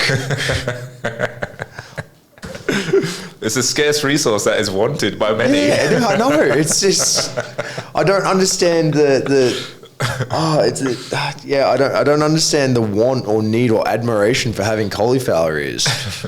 Because it's like it's like you can't wear. It's like my mates that have them and they didn't look after them. It's like say goodbye to earbuds. They can only wear over the ear headphones because nothing fits in their fucking ears anymore. They get ear infections too because it's like it starts to close over the space and it becomes harder to hear. All this shit. When it gets to the stage where it's harder to hear, you have to go in for surgery and have them cut out. Oh shit. Yeah, that's gnarly. Fuck. I know that. That's gnarly. Yeah, they split your ear open. They take all the calcification out. Fuck. Yeah. Shit. Mental. Yeah, fucking hell. I just want to know if you get to keep it afterwards. Do you put it on a key ring? Yeah, it's quite valuable, isn't it? Yeah. Oh no, all my gains, my hard work. Ah. So the ability to be confident in that moment, do you think comes from the training that you have? Like, because if you don't know how to fight, this is something I was speaking with a few guys about recently. Like, if you don't know how to fight, like, you can't be the opposite because you only know you don't know how to fight. I beg to differ on that. If you don't know how to fight, that can give you so much confidence because you're just too stupid to understand you don't know how to fight. Oh, interesting. Yeah. There are a lot of people who don't know how to fight that think they know how to fight really well. Really well. Yeah. I've never really trained, but you know, I know what to do if I got into a fight. I'm like, no, you don't. You fucking literally don't. You know, it's because it just seems like a really simple thing, and I'm like, you have zero fucking idea what you're doing. I'm like, what are you playing at? Yeah, I know. And I'm like, no, it's not like fucking coded with you from birth. Like, do you know what? That's funny because that's like the keyboard warriors, right, on Instagram. Oh my god! Like you watch all of your videos on Instagram. Dude, they are just fucking. They've come out in force this week. So. Yeah, and it's like I knew it was gonna come once I started like posting more coaching content because it's like I had a goal. It's like with like a couple of things I'm building, and Instagram was one of the things. Yeah. Was just to be able to like impact and teach more people than what I do now. Instagram was a really good way to do it. It's also great, I guess, like promotion and reach for a couple of the courses that I have. A couple of the courses that I have coming. But yeah, with that territory of posting things, it's like people don't understand. It's like I understand what Instagram is now. Like for me, it's short form education and entertainment. So that is the purpose of Instagram. It's fucking short form entertainment and educational. If something can be entertaining and something teaches you something in the shortest amount of time, then we're like, great, I like this. I want to see more of it. You know, and it's because that's the type of they're the type of the people I follow. Yeah. You know, I follow people where I just get like it's tidbits of value, just little bits here and there, short tip. I'm like, yeah, fuck, that's cool, and it only took me 15 seconds to watch. You know, and very short attention. And that's span. how you've been able to grow from what you started. Did you start? How much followers did you start with 6 months ago? Was it how many? 6,000. 6,000. Now you've grown 33,000. 34 in 6 months, 6 to 7 months. Yeah. Congratulations, by the way. That's awesome. Thank you. And you've been posting every day consistently. 6 days a week. 6 days a week. It's funny. I was chatting to my coach about this last night. I was like, oh man, it was maybe about 2 months ago. Like majority of that growth has been in like the last 2.5 months. I remember just before that. Like Mike was sitting there, he's like, how you doing? I'm like, and he's like, what's up? And I'm like, I just had to keep reminding myself that it was like I was posting and doing all this stuff consistently, and each time I was just banking reps. The same way it's like I got better at fighting by just putting time in. Yeah. It's like I'm not a videographer, I'm not a content creator. I just had to learn on the fly. It's like you scroll back 6 months ago, my video sucked. I'm like, what the fuck was I thinking? But it's like every one of those was just a step towards like something that's better now. Yeah. And it's like helped me find the formula, helped me find what people like, helped me find the best way to communicate the knowledge that's in my head in a short amount of time. You know, like I just had to find the system that worked. So I was just like banking reps and staying consistent. And I remember there was one point where I'm like, oh man, I'm posting so consistently, and it's like I'm really not getting any love for it. And I had to remind myself, I'm like, right, I started doing this because when I started doing this, it was like, right, if just one person, just one motherfucker gets some value out of something that I put on the internet, then I'm like, job's done for that. And it's like that. And it's like, when I reminded myself of that, I'm like, it's easy. It's easy now. It's like, all I got to do is help one person. There was a couple of things that I did the other day. I think I posted something the other day. I was just like, man, I used to be stoked when just like one person saved something. And it was just like the insights for like 7 days, it was like 8,000. Yeah. And I'm like, I don't even know what that many people look like. I'm like, this is cool. Yeah. It's amazing. Yeah. And you're getting shared on other pages too. Yeah. Other boxing pages. Yeah. That's weird too. It's like my page used to be it was a lot of martial arts. And now it's, like, since I hurt my knee, like boxing has really been all I've been able to do. And it's just like, it's basically just switched. And it's like, it's funny because it's like, it's not even really my most proficient martial art, I would say. Like don't get me wrong, I'm good at it. Yeah. I think it's what I teach the most. It's definitely what I coach the most of, but it's just like, man, it's like I went to the World Championships for Judo. I've really, it's like World Championships for Judo, brown belt in Jiu Jitsu, had professional MMA fights. I've only ever had one boxing fight, but I love the style of training, and it just fucking took hold of me, like in the 12 months, and I was like, I like this. But yeah, it's just, man, it's like it's basically just turned into a boxing page now. And I'm like, oh man, it's like MMA fighter teaches boxing. That gets a lot of hate. A lot of keyboard warriors. Why does that get hate? I don't know. It's everyone on Instagram seems to think think they're a coach. I just want to know why it's always the fat dude holding a fish in his profile picture that think he knows, that's telling me how a fucking jab is going to stop whatever I'm doing. I'm like, yeah, all right, calm down, Chachi. Like, I really want to know what the end game of these guys is. It's like, do you want me to be like, read that comment and go, yeah, you're right. You know what? Are you free in like 6 weeks to coach me for a fight? Be in my corner? Like, what is this? It's like, I never get that. It's like, if you're posting something that is designed as educational content to help another human being, like, why would you then go on that into the comment section and then just try to tear it down? Yeah. But like, if you're going to tear something down, like, be constructive. Like, when no one's perfect, there's always more information out there. Mm-hmm. But you can't just like fucking disagree with whatever you see on the internet, but just be fucking tactful for it and think to yourself before you do something. Does this add value? Or am I just being a cunt? You know, like, literally. Just be clear on that. Be clear on that. Because it's like, I remember one guy just tore strips off something, and I actually rather than reply in the comment section, I was like, I'm gonna send, you know what? I was like, I'm gonna send this guy a message. I'm like, dude, I'm just curious. What outcome are you desiring from leaving a comment like this? And he's like, I just wanted to say it's wrong. And I'm like, well, you know, and it's like, I pulled him out, and I'm like, just ask yourself why. Right. And it's like, I just had a conversation with him. It was like, oh, maybe I can change his mind about just being such a cunt publicly. You know? Did you? No, I didn't. He just continued to be a cunt. My favorite one is just like the comments. The comments are just like, you post. I was joking about this with like my friend the other day. It's like, I'll post a piece of content about a boxing combination, and someone will be like, yeah, one kick could stop that guy in his tracks. It's like, no shit, because we're boxing, not kickboxing, you fuckwit. It's like, go and hand an NBA player a tennis racket and see how they do. Like, it's two different things. I don't know where these people exist. Like, I don't know these people. It's the same reason I won't go to the pub to watch UFC. I can't do it. Oh, really? And yeah, I can't do it. I can't see, because it's like, that's the other thing. Because you know what's worse than keyboard coaches is old fucking Gaz with his hat backwards on in the pub with a durry hanging out his mouth and a pint of Tuies, sitting there going, just fucking hit him. Just hit him. Nah.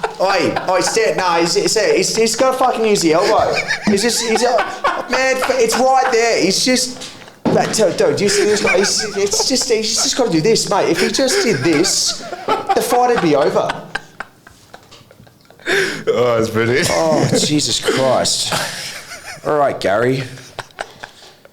Back in your fucking ute, drive home into the sunset. Back in my day, I would have fucking hit him with my fucking left. Oh, my other favourite one. Yeah, no, I probably could have fought in the UFC, but, you know, I got injured a couple of years. Fuck off, mate. Oh, I have a very low tolerance for bullshit. It's so funny. That's the easiest thing to say. Oh, yeah, I could have fucking... Yeah, I could have done that, mate. I could have been president. I could have been Prime Minister of Australia for X, Y, and Z. Where do we end? Oh, I could have been a millionaire if I actually did some work. Exactly. Oh, mate, it's so funny. Like, I see those guys down the forge all the time. Yeah, that's what they are. That's what they are. But I think that's just a male thing about watching sport. Is we always have to have an opinion about how it could be about what they should do. It's like you have no experience. It's like you have no play. It'd be like me watching a football game. Like, I can't believe he missed it. You're like, yeah, do you know how hard it is to kick a ball from here into that space over there with, I don't know, like, how many people on a football pitch? 11? 22 with 22 other people around? It's a lot of moving parts. Yeah. I don't think it's quite as, we love to simplify it and just try and make it as, think it's as easy as possible. I'm like, no, not easy. Do you know what? All those keyboard warriors, like, when I listen to, like, there's, like, all the fans that I interviewed after the game. Yeah. And I'm like, fuck, those are all the keyboard warriors. Because they're like, yeah, he should have done this, he should have done this. Oh, yeah, and 100%. It's like, mate, who are you? Well, exactly. So everyone's like, listen, everyone's got an opinion. It doesn't mean it's valuable, though. Yeah, exactly. Fuck. Oh, wait. Like, the boxing stuff is very interesting because everyone's like, even when you're watching the fights, right? Like, I found myself doing it. I was like, he should use his jab more. I know, exactly. Oh man, I'm not gonna lie. It's like I have those same thoughts. Yeah. We all think it. We all like to think that we know better. You just gotta know when it's better to open your mouth about it. Yeah. And that's the thing about fighting as well, because you got the spectators and you got the players, right? Like in anything in life, and what the players, like, unless you've experienced it, you have no idea how it is, So when you watch a fight, you're like, I know what's going on here. Like, you can see. It's like, that's what I mean. It's like I've got like a little bit more context and knowledge as to what's going on. So it's like I see things in a fight that people don't as a general spectator. Right. So it's like if you have no experience in fighting and in martial arts and you're watching it for pure entertainment value. So you don't see the little nuances that are going on. I notice the nuances. I look for the nuances because I'm looking. It's like I'm looking at that fight in a different way. I'm almost studying it. Once again, the fucking numbers going on in the back. I'm not looking at like, oh yeah, great punch. I'm looking at like, how did he set that up? Yeah. All right. Cool. Oh, this guy's controlling this space really well right now. What's he doing to do that? Oh, that's a really good feint. Oh, I reckon he's probably gonna whoop. Yeah. Okay. He feinted, dropped, bang, found the shot. I'm looking at the fight from a different angle. I'm looking at how things are taking place, not just what's taking place. Yeah. So I'll go back and watch fights when I think, oh man, that was really good. I actually want to dissect that a little bit more. I'm like, how is it? It's like, I'll look for things like, I used to do this when I was training in MMA a lot. Like I'd find, especially for like grappling and wall sequences and things, I'd go back and watch like fight footage and stuff of fights where it's like, and I take note and be like, oh yeah, fuck, that was cool. I want to work out what that was. What are they doing there? So I'll go back and watch it and I'll just like watch it in slow motion. I'll try and work out. And I'm like, okay, like what's this guy doing to keep this person still? What's the other person trying that isn't working? And then what's the adjustment the other guy's making to make sure the fight stays where he wants it?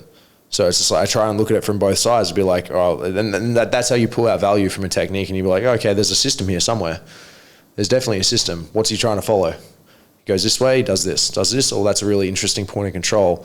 What happens when and then I'll go and like, test it or grab someone and be like, all right, let's do this. And then I'll do it to someone. I'm like, what do you think you can do from here? And then I do it, and then I'll like put myself in the other position, and I'm like, all right, do this to me, and I'm like, okay, yeah, I see this now because it's like now I'm experiencing it from this side. Yeah, I've like it's like with this hand down, that's kept down here. I've got less control over here. It limits my movement this way.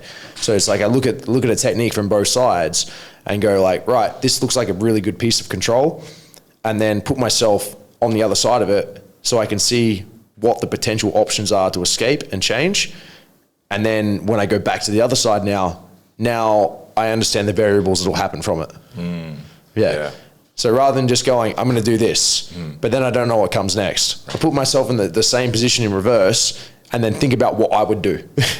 How would I get out of this? How would I move? I probably might move here, move there. Great. Now I've just clocked 3 to 4 variables that from the other side I now need to be aware of when I'm in that dominant top position. Yeah. Yeah. For anyone that does jiu-jitsu, like that what you just broke down there, and Justin spoke about this too. Like that's really helpful because now you have options. Like you know you can predict the movement of the other person. So you can be like chess, right? Be a few steps ahead. Yeah, exactly. All the time, and that's how you win, right? That's how you win fights. So you stay open. So you understand that it's like you're understanding that from whatever position you're in, there's variables and there's going to be options to change. Yeah.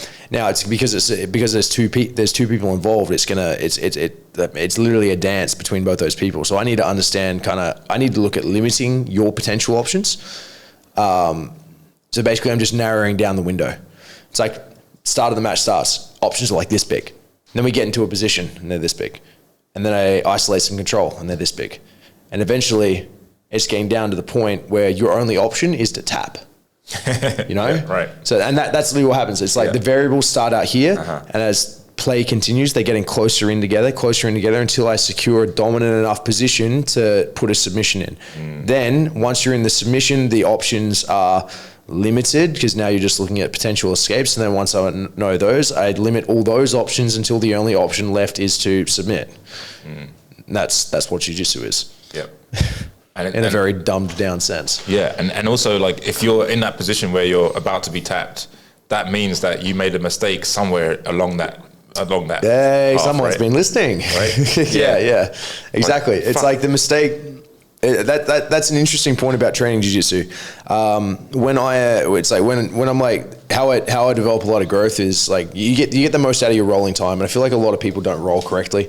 They fight for meaningless positions and spend far too long in places where they're not going to grow.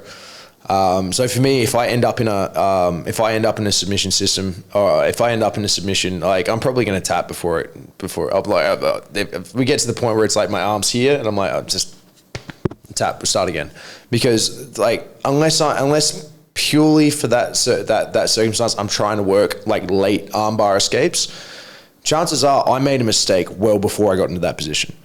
So it's like I would rather just submit. I don't care. You can have the win. My ego's not bruised. I'm not trying to hold on to shit. I'd be like, I just want to get better. So then I'll go back and I'll try and put myself back into that situation that we got there and look at, okay, what the fuck happened here?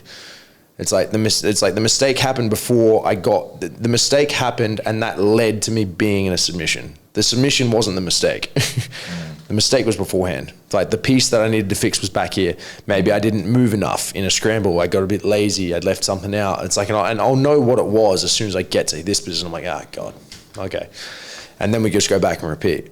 It's like, because it's that like it's in those transition points where you get better. Far too many people just get to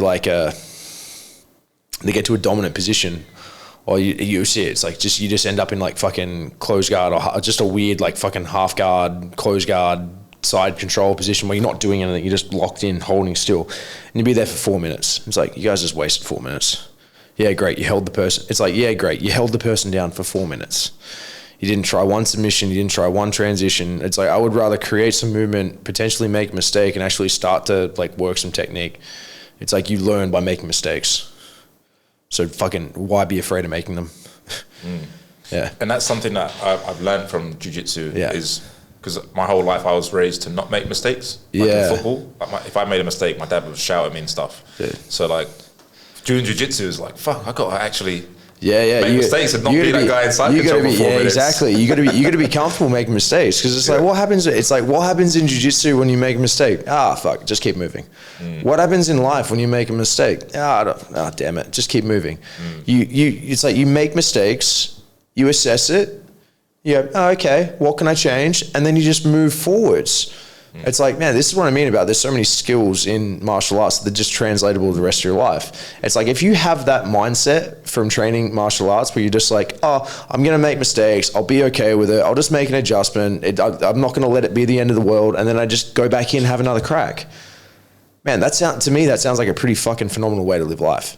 You know, it's like, I've experienced setback. It's like, I like to think I'm like reasonably resilient to dealing with setbacks now, because of martial arts. Like recent one, actually, like a very recent one was like my knee. Yeah, that's right. Yeah, so I tore out. I was preparing for a fight, and I tore out the PCL, the LCL completely off, partial tear of the ACL and meniscus. So I've got half a knee. And yeah, I'm not gonna lie, it really put me in a bad mental state for 36 hours. But at about the 36-hour point when I went, yeah, this is fucked.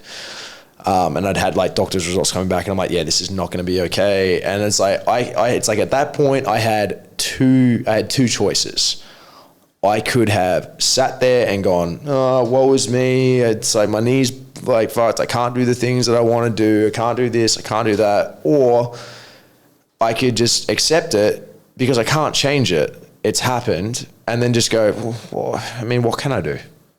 You know, rather than just like focusing on what's been taken away, just focus on what's left or what can come into that space that's new. So it's like I put training and stuff on the side and training for fights on the side. I'm like, I'll get my knee sorted out. I have to wait a little bit to go back to Australia still for it, but it'll be about 6 weeks, and then I'll have the recovery process. And I just looked at what else I could fill my time with. What could I say? It's like, okay, something got taken away. Yeah, can't change it, right? What else can I put in that place? What else can I do? So with training, it's like my training changed from, you know, doing like boxing, Muay Thai, Jiu-Jitsu and stuff every day. And it's like now I lift weights 4 days a week. I find lifting weights very boring, but I like being able to move my body. So I just looked at it like, well, you know, it's not necessarily exactly what I want to do, but it's something I can do, you know, and like being able to train is important to me. So I just focus on what I can do. Another thing new that came into space, it gave me way more time to make more content. It gave me more time to finish off the courses that I've been building. It gave me more time to focus on coaching and develop my coaching skills even more. So it's like, yeah, I might have had something taken away for a short period of time, but I definitely gained a lot, you know, and it's that kind of like mentality that you need for dealing with adversity. I think far too many people just haven't faced enough adversity to be able to make those calls and decisions in their life. So they get stuck and they get hung up on the, oh no, something got taken away. Oh no, the negative side of it. And rather than just going like, oh man, just accept it. You know, two choices in everything. Just you either change it or you accept it. That's it. If you can't change it, accept it. If you can't accept it, change it. Done. Yeah, pretty simple, right? Yeah, you're welcome. Welcome to my life coach TED Talk. Yeah. Fucking hell, I didn't know he was going to be spitting this much wisdom on this podcast. Yeah. But yeah, like, fuck, man, that must have been, like, you had half a knee for like what, the last couple of months. Dude, I remember I had the phone call with the surgeon the other day. This is hilarious because initially the surgeon was just like, you need this done ASAP. And I'm like, no, I'm good. I'm like, I can't. I got some shit to sort out. And he's like, what do you mean? And I'm like, I'm probably going to wait like a month, 2 months. And he's like, you shouldn't do that. And he's like, you should be in a brace and using crutches to walk. And I'm like, I haven't. And I was speaking to the surgeon the first time, like after a week. And I was on crutches for 3 days. After that, I was moving around. And then after 2 weeks, I had the brace on and I was like moving on it and I was still teaching a little bit, you know? And I remember him going, yeah, you shouldn't be doing that. And I'm like, no, I'm fine. I'm like, I'm good. And then the surgeon just recently, because I've got another specialist I'm going to go see now. And he asked me like how the pain management was on my knee on this phone call. And I'm like, oh, you know, it's good. And he's like, oh, it's been it's been about like 7 weeks since you've injured it now. He goes like, how, I got to ask like, how are you moving on it? And I'm like, oh, pretty well. I'm like, I got a strong brace for it. I've got really good proprioception. So I know which kind of movements are going to hurt my knee. I know how to like rotate my leg to make sure I put no like lateral force and torque on it. He's like, what are you doing daily? And I'm like, oh, yeah, I'm like probably like 28 hours of coaching a week. And he's like, what do you coach? And I'm like, boxing. He's like, you what?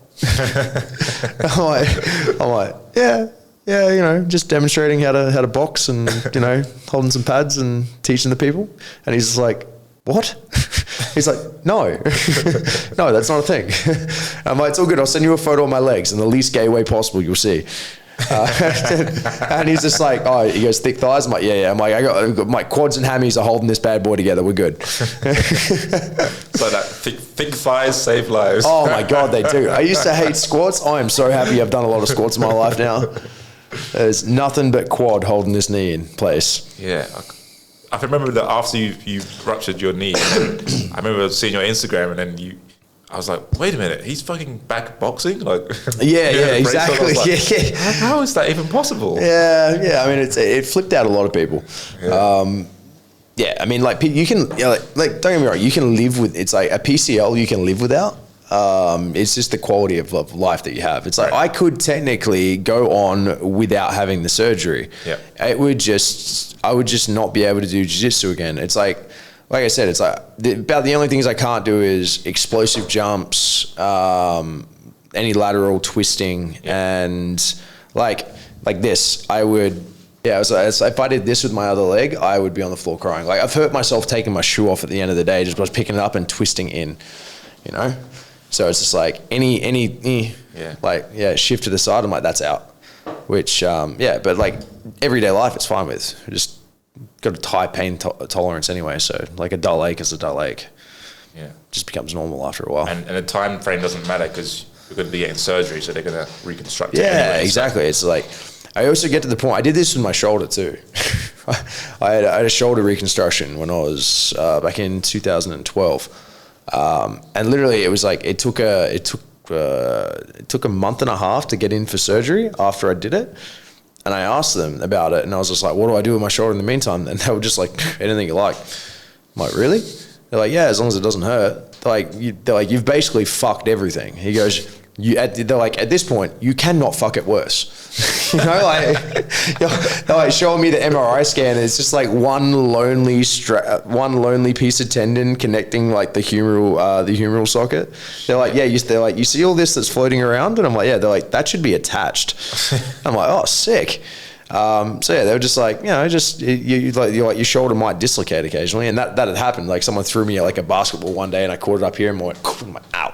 And I'm like, put the shoulder back in. But yeah, I just had like 6 weeks of just hanging out, just doing whatever, just not putting it in a position to make it worse. But it was like at that point, I got to fucking rebuild the whole thing. So, Was that from your fight?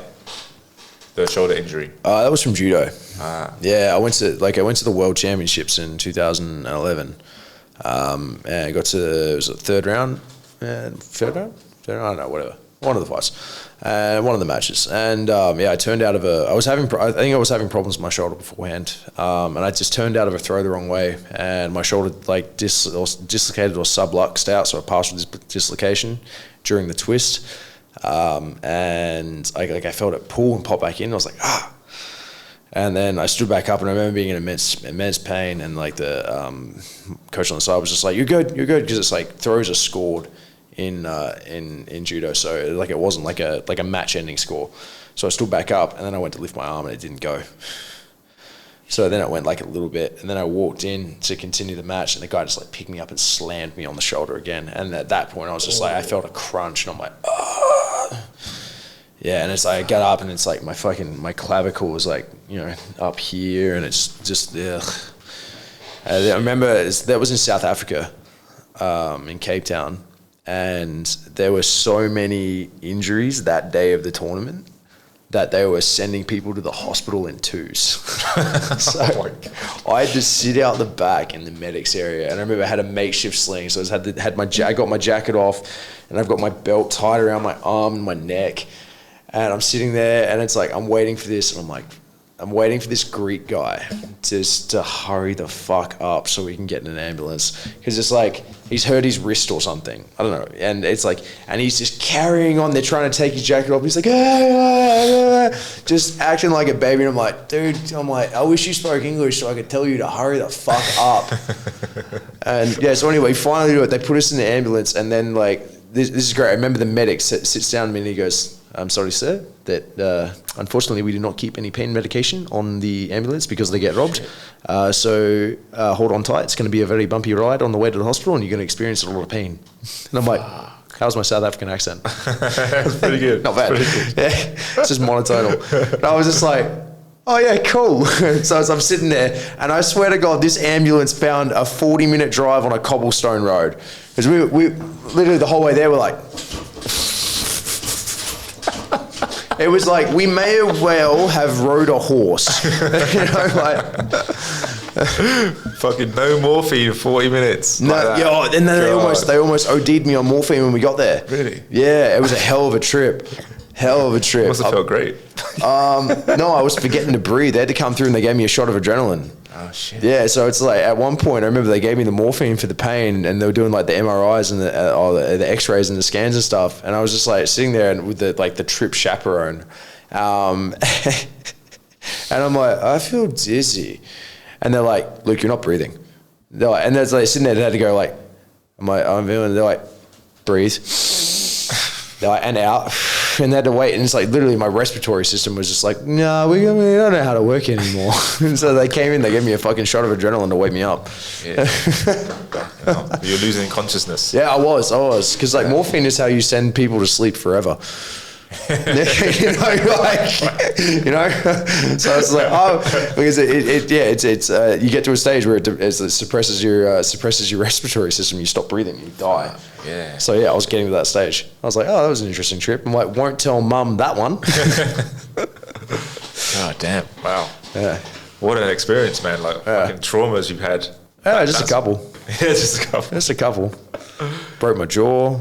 Have you? Yeah, I got a titanium plate just up here. Oh shit! Yeah, my jaw split in two. Was that from MMA? Yeah, that was it. You've had what, 10 fights? Yeah, 10 pro MMA fights. So, are you going to have more fights? Yeah, yeah. I'd like to. You're going to keep continuing. Yeah, I mean, like I still got. It's a lot of people ask me like what my like ambition and stuff in fighting is, and it's just I like the test. I like competition. I like the challenge. So.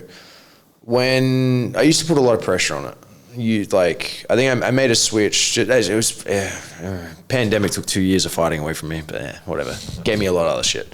But yeah, like I sort of made this switch like just before that, and it's like before that I was putting so much pressure on the fight. I was in a weight class that I shouldn't have been. I was fighting too low. You know, it's like I used to fight at welterweight, which is 77 kilos.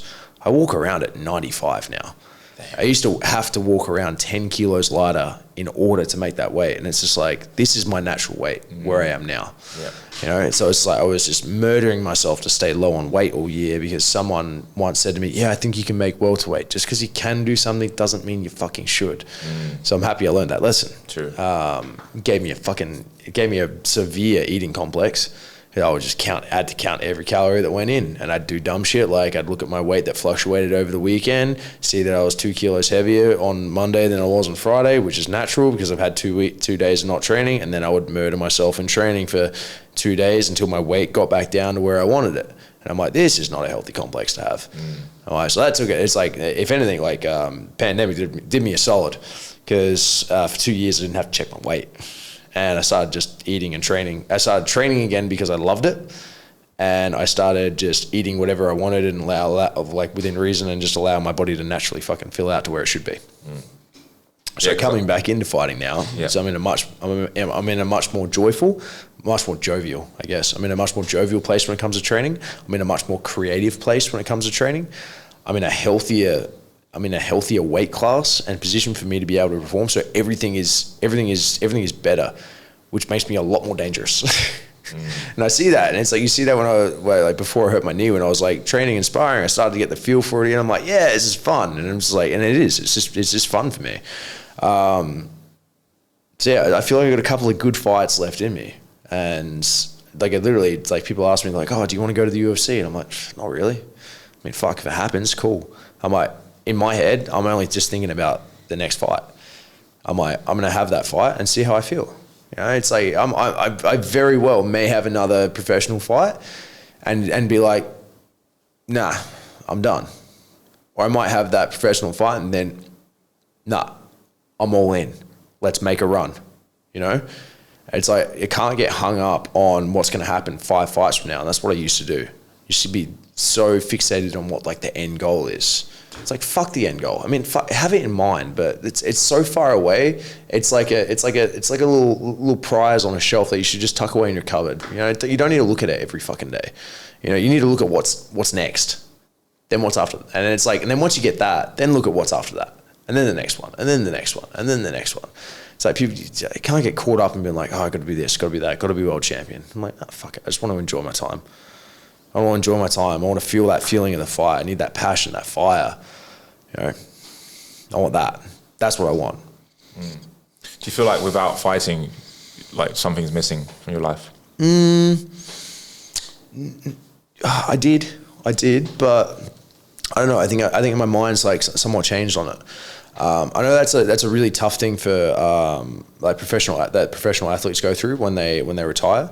It's like they become so consumed in like, this is what I do. And I think I had that at first, where it's like I identify as a fighter. It's like I'm a fighter. I fight. I train full time and I fight. So it's like the moment you're not doing that, there's all of a sudden there's this massive void in your life, because you're like, well, what do I do? Like, that's all I did with my fucking time. What do I do now? And that's when you see athletes like retire and then fall off the rails. It's like, because they have had the biggest part of their life for so many years taken away. And they're like, what do you do with that time now? So they end up getting a little bit lost. So I don't know. It's like I had to quickly like remove the identity of myself as just a fighter, you know, and because there's many things that I'm good at. It's like martial arts is a massive. I don't know what I'd do if I had martial arts taken away as a whole. Like if you told me that I couldn't coach, couldn't train, couldn't fight, couldn't do it, like it just didn't exist anymore, I'd be like, hey, okay, this one's gonna be tough. I'm gonna be a keyboard warrior now. Yeah, all right. Yeah. That's all right. Time to start keyboard coaching, cunts. Yeah. But I'm just, you know, maybe I just like troll people on how to like play football. You know? But yeah, I mean that'd be a tough one to feel. But I don't feel like there's something missing without fighting, because I said there's different motivations to be involved in martial arts. Fighting is one of them. That's just not there right now. There's still like this little burning feeling in the back. Like I watch the guys spar. Like whenever I watch sparring, I'm like, I miss that. I miss the competition. You know, I miss even just like rolling in jiu-jitsu. I just miss that. Just that little bit of like that push to the edge. Because I mean, that's one thing that's missing from my training right now, is I don't have anything that I can like get that push from, and that big like release, you know. And you get the same thing when you just do any hard workout. I just can't do any hard workout. Like at this point, I would fucking, Jesus, you're gonna shoot me for saying this. Oh, someone's gonna shoot me for saying this. It's like he was like, you don't know what I would give to even just go and do a fucking CrossFit workout. Ugh. That tasted like vomit coming out of my mouth. You know, just to be able to do something retarded that made me so tired that I had no choice but to finish it. Because that is kind of the same feeling when you get into sparring, you're gassed and you're tired and you're like, you just have added motivation because there's someone on top of you that's going to murder you. You know, it's like, I miss that. Like I miss that feeling. Like I miss being in that position where I get to choose fight or flight. Now it's just like, what I can do some bench press. It's like it's like lifting weights is different. You'll get to you will get to an area where you can just physically can't do anymore. Yeah. Where in martial arts, it's always a mental barrier. Right. You mentally think you can't do more. You then have to change that and tell yourself you can. It's very rarely a physical barrier, like a direct physical barrier in your way. It's 90%. 90% is going to be a mental one that's blocking you. Even if your heart's pumping out your chest? Yeah, even if your heart's pumping out your chest, I guarantee you can do more. If I held a gun to your head and said, do one more rep, you're going to do one more rep?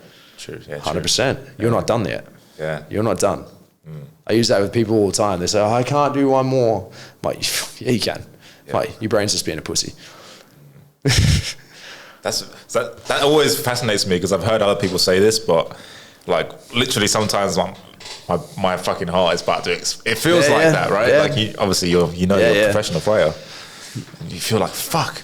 Yep. Like I let you coach, like, fuck, no, I'm fucking done. Yeah. No, you can always do more. You can always do more. And it's like, I find that out. And it's like, I've had coaches that have done that. I'd be like, oh, I can't do one more round. Can't do one. I've had Mike put me through like a fucking 10-minute round before on the pads. Shit. And just yell at me the whole time. We were doing a 5-minute round and we get to the end and basically we just start kicking, kick. And he's pushing me, not letting me stop. Every time I look over at the timer, he's like, nah, we're doing more.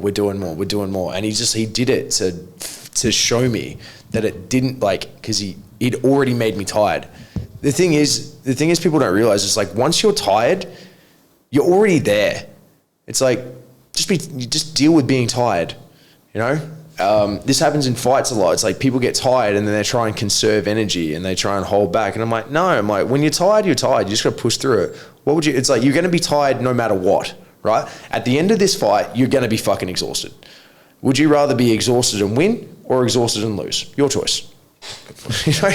Like, push through. It's like you got to have the mindset that you're like, hey, if I'm tired, he must be exhausted.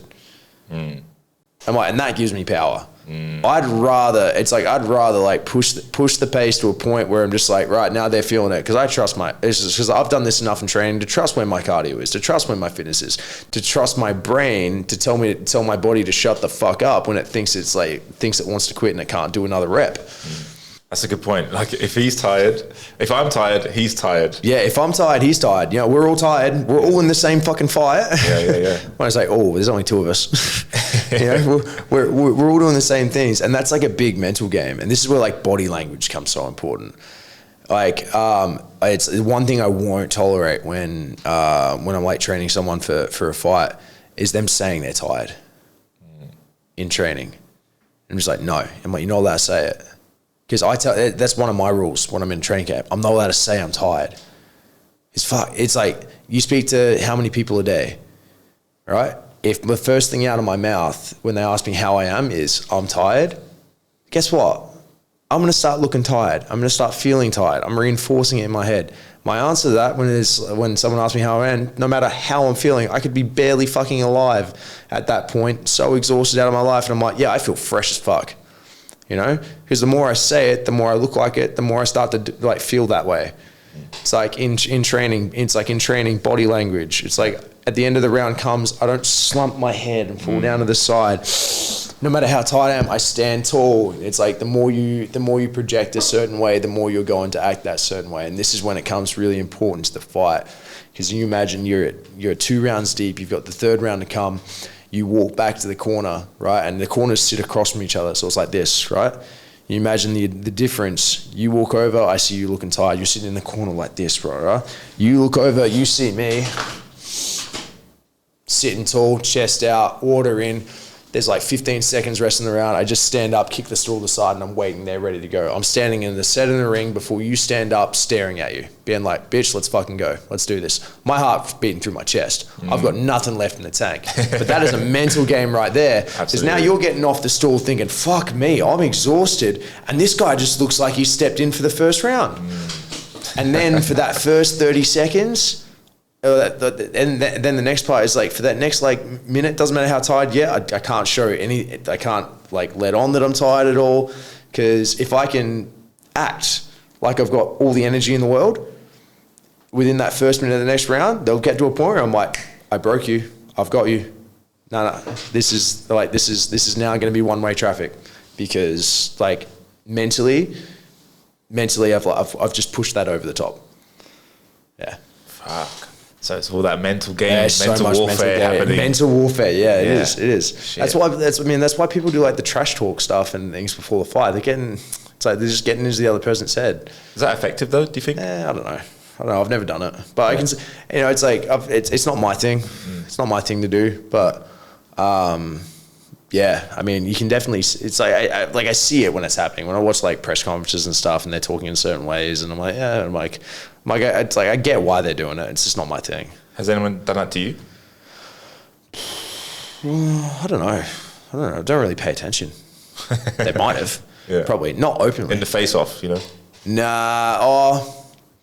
That's Yeah, no, I've had people in the face off. They like start talking a bit of trash, and usually my response is like, "Oh, it's really cute." I've done this one. It's like, "Oh, it's really cute." Boop. I'm like, fuck you, cunt. Just come at me tomorrow, dude. Just go home, have your water, rehydrate, get ready to have your ass kicked, whatever. Fuck off. What's your record with the fights? With my fights, it's record. 5-3, 1 no contest. For MMA, 5 wins, 3 losses, 1 no contest, and some other stuff in there too. Oh, I had a couple of kickboxing fights. So I've had 3 kickboxing fights, 3 wins, 1 boxing fight, 1 win. Yeah. So any plans to do boxing, like boxing or kickboxing? Or are you just going to go straight for MMA and then not? I don't know. I like it. I like MMA more. I wouldn't mind. I don't know. It'd be an experience. Yeah. I like MMA because there's so many options. I'm not going to lie. Like, it has been really good. It's like really diving into one thing. Is like one thing I've really learned recently is that we always have this. We always think it's like we need variety in everything, but the moment you create limitation in what you can do, you force variation in what you do, right? Because now you're in a position where you can only do one thing. And now, like I say this to like the people I train all the time. I take like a jab for example. Extreme limitation. I tell myself I can only do this one thing, and you think, well, that's just going to be predictable. I'm like, no, because now I have to sit down and I have to think about how many different ways I can apply this one thing. So I start looking at that in as many ways as possible, which otherwise, if I had more things to do, I wouldn't. I'd do it one way. So it's like, I'd rather be able to use one thing 50 different ways with 50 different applications and have an answer that goes in any scenario than be able to do 50 things in one spot each. Yeah. So, right. Yeah, it's been nice to like focus on one thing, but I like the variation of I just like the way MMA plays. MMA to me is just like full expression and creativity. You know, you've got so much to play with. It's like, where do I go? What picture am I painting today? You know, it's like I literally look at it like art. You show up to sparring, I have in mind. It's like an artist like rolls into a studio that they know what kind of picture they're going to paint. They're either going to paint a portrait or they paint like a wall that it's fucking pot plant. That mic. You know, it's like when I show up to sparring in my head, I'm thinking about, like, before sparring, it's like I'm thinking about what kind of picture I want to paint that day. What am I going to work on? I'm going to work on my takedown setups. Am I going to work on this particular thing? I actually really just want to find. It's like I really want to find a home for this crazy new technique that I'm working, and it's like, and everything's geared towards painting that one picture. So that to me is art. That's why it's martial arts. You know? That's cool. And that's like an intention behind your training. Which is something that you touched on recently. It's like the intention behind your training. Yeah. That's like a really big insight. It is. Man, have an intent behind what you're doing. It's like, there's got to be, setting, that's the other thing too. It's like when you're looking at like progression and even just like getting some meaning out of your training, you need to set an intention for it. Yeah, you need to know why you're there. That's the difference between training and working out. You know, like working out just gets the heart rate up. I'm doing some stuff. You know, like there's no real goal in mind. There's no real structure. There's no intention. Like the intention is just to move. And because it's like, and it's not even really an intention then, because it's like an intention would be, I need to move in this way for this long, blah, blah, blah. There's an intention, I need to move at this heart rate, X. That's an intention. So it's like the difference between working out and training is training has an intention for the session. It has a goal, it has something in mind, has something that we're trying to achieve. Then you're training. If you're just showing up, fucking doe-eyed, looking at the stars, you're working out. You're still doing fitness, you're still moving your body, kudos, but you're not training because there was no intention of what you wanted to achieve that day. And it can be something small. Yeah. The intention can be as simple as, I want to stay focused while the coach is demonstrating the technique. I've had that intention before because I tend to wander off into the fucking stars. It's like, so some days my intention is just to listen. You know, that's nice to hear from a lot of people, like, who also maybe struggle with that. Oh my God. I'm not gonna lie. I've been like sitting on the mats, we're demonstrating the technique, and I'm like, And then someone will say my name, and I'm just like literally sitting. I've literally like seen something shiny in the corner, like a fucking Labrador. Yeah. just off with the fairies. So yeah, some days my intention is just to fucking stay more like connected with the moment in training and listen. Yeah. I think that's really valuable for people who do train, because like for me, like sometimes I feel like fuck, I'm not making much progress. But that's not my coach's fault. It's not Justin's fault. It's my fault, because I didn't have that intention. I just show up. Yeah, well, it's not really your fault. All right, it wasn't really a mistake. If that makes sense. It's just like a little bit of confusion. Yeah, and it's like you hit the nail on the head, like intention. Like you show up. It's like you just said, there you go. I feel like I'm not getting better. Okay, cool. What are you not getting better at? Because jiu-jitsu is too broad. Okay, you can't just be like, I'm getting better at jiu-jitsu. Right. What? It's been that story for a while. Yeah, I'm like, no. I'm like, jiu-jitsu is like fucking unlimited techniques. You can't tell me that you're not getting better at it. Or you're just like, oh, I feel like I'm not getting better at this. And it's like, well, what are you trying to get better at? Oh, well, I'm just showing up. And it's like, well, that's kind of your problem. Because it's like, how do you measure success if we don't know what we're trying to succeed at? Yeah. Okay. So it's like, if there isn't a clear intention or kind of goal in mind, how do I map the progress of that? Because it's just like, because in my head, I might say, I want to be getting better at an armbar. I want to really nail my close guard armbar. Right. And then, but if I'm not clear on that, and so that in my head is the goal, but I haven't like mapped it and set that intention. And then we spend fucking all week, 3 weeks doing guillotine chokes. And at the end of it, you're just like, oh man, I'm not getting any better at jiu-jitsu, because the intention was to do an armbar and I've been doing other shit the entire time.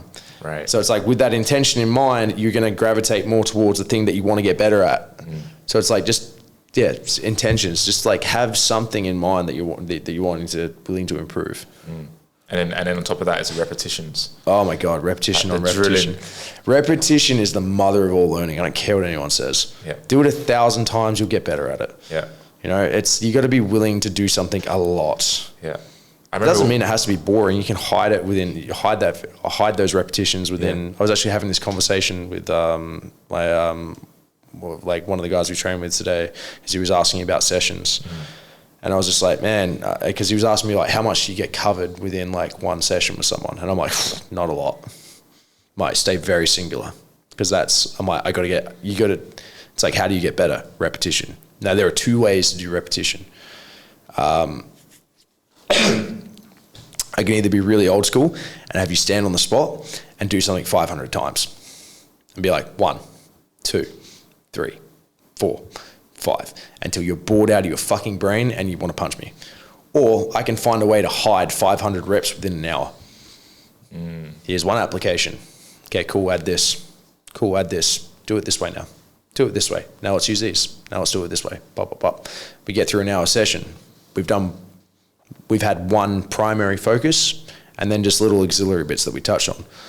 But the primary focus was to get as many reps in as possible on a concept or an area, so that you actually understand it and see the improvement by the time we're finished.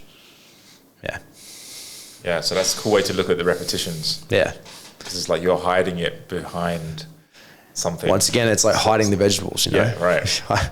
Yeah. That's a cool concept for coaching in general, like, human improvement, you know? Yeah, it's it. Yeah. It's like, sometimes you gotta, like, so I mean, it's like sometimes you have to hide what you need disguised as what you want some days. And I think everyone's the same. I'm the same. Yeah. Like this is a big thing for like improvement as fighters. We talk about just boring like layer cake drills, where it's just you just do the same shit repeatedly to drill it in there. It's just like not every. It's like you don't enjoy doing it, so it's just like not everyone's going to enjoy doing it. The reason most fighters do it is just because it's just at that point it's just your fucking job. So that's just the part you got to suck up and get on with it. You just have your 500 reps to do, so do them. For everyone else, just like you just got to hide the vegetables a little bit. Make it a bit fun. Yeah, make it a bit of fun. It's like doing 500 reps in a row is just like someone handing you a bowl of boiled broccoli, no salt, no sauce, just nothing, and they're like, enjoy, and you're like, I'm not a vegan. It's like, but if you, I don't know, if you like, it's like, I'd rather someone hand me, I don't know, that sounds horrible. It's like, I'd rather someone hands me my vegetables are at least like cooked, so they've got some fucking, I don't know, some teriyaki sauce or something on it, whatever. Just hide it, make it tasty, make it look appealing. You know, I'm still doing the repetitions. It just looks more fun. That's what, and that actually is what that's I think why you're growing so fast on Instagram, because you're doing that. Yeah. Like all your content is what people want to see. Like, I want to see a guy like doing all these combos on the pads and stuff. Yeah. I don't want to see like you teaching how to do a jab. You know, like it's just like that's in your course, right? Yeah, no, it's interesting though, because I've started doing like because I do like the flashy pad videos, but you know what the things that get the most engagement on is the simple techniques and explanations. So I just did one recently where it was like understanding the concept of like why you slide your feet back in order to throw across and I don't have to move forwards. And it was just a basic breakdown of that. And it's just like, I think I posted it 2 days ago and it's just like jumped up to like, you know, like 30,000 views or something. Wow. You know, yeah. And that wasn't even a reel, because reels get better engagement. This was just like an actual just post. Yeah. A coaching cue I just did recently with my friend Ollie, which is about like your hand positioning when you block for a left hook to counter. It's a 30-second clip on where your hand should be. It's like 120,000 or something reach. I'm like, that's massive. Yeah, it's huge. Yeah. Because like because that's, you're breaking down like why. Yeah. Because people see, it's like we see what you're doing, but don't know why. Exactly. Everyone wants to know why. Yeah. That's what it's a big thing. It's a big thing for me with coaching, is just like I want people to understand the why. Yes. Understand the context. The why and the how are so much more important than the what. That makes sense? Yeah. So it's like, even when it comes to drills, like I'll explain a drill and then I'll pull someone in and explain the context of what that is. So it's like, I actually just did that we just got done filming a couple of lessons the other night. And it's like, and there's a lot of stuff you can get done shadowboxing with like cones on the floor, you know, and that's what I mean. It's like those drills create repetition, and the repetition requires context. So it's just like that movement pattern can be translated. If I pull a person in front of me, I'm like, right, now imagine this. So I've stepped forwards, I go bop, bop, I step backwards, and that is what we're replicating with this drill. You know, so you show people the value and the context of it. It's the same way I teach a class. Guys, we're going to do this combination, bop, bop, bop, bop, bop. And then I provide context to the class for the combination. The reason for this being, we're going to use this shot here, because if I land to the body shot, the head dips down. Okay, so I now just strip the guard, land around the corner here, blah, blah, blah, and explain whatever the context for that combination is.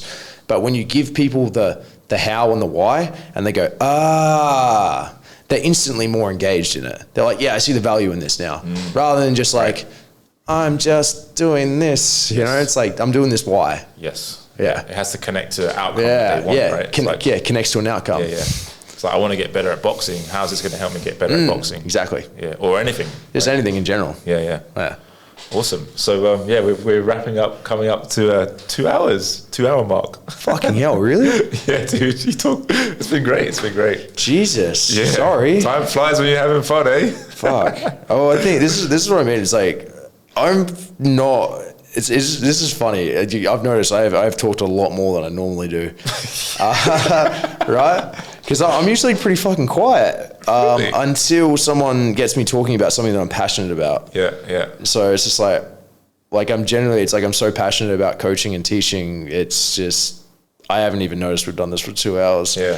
I'm sorry. But yeah. People are loving it. I'm sure.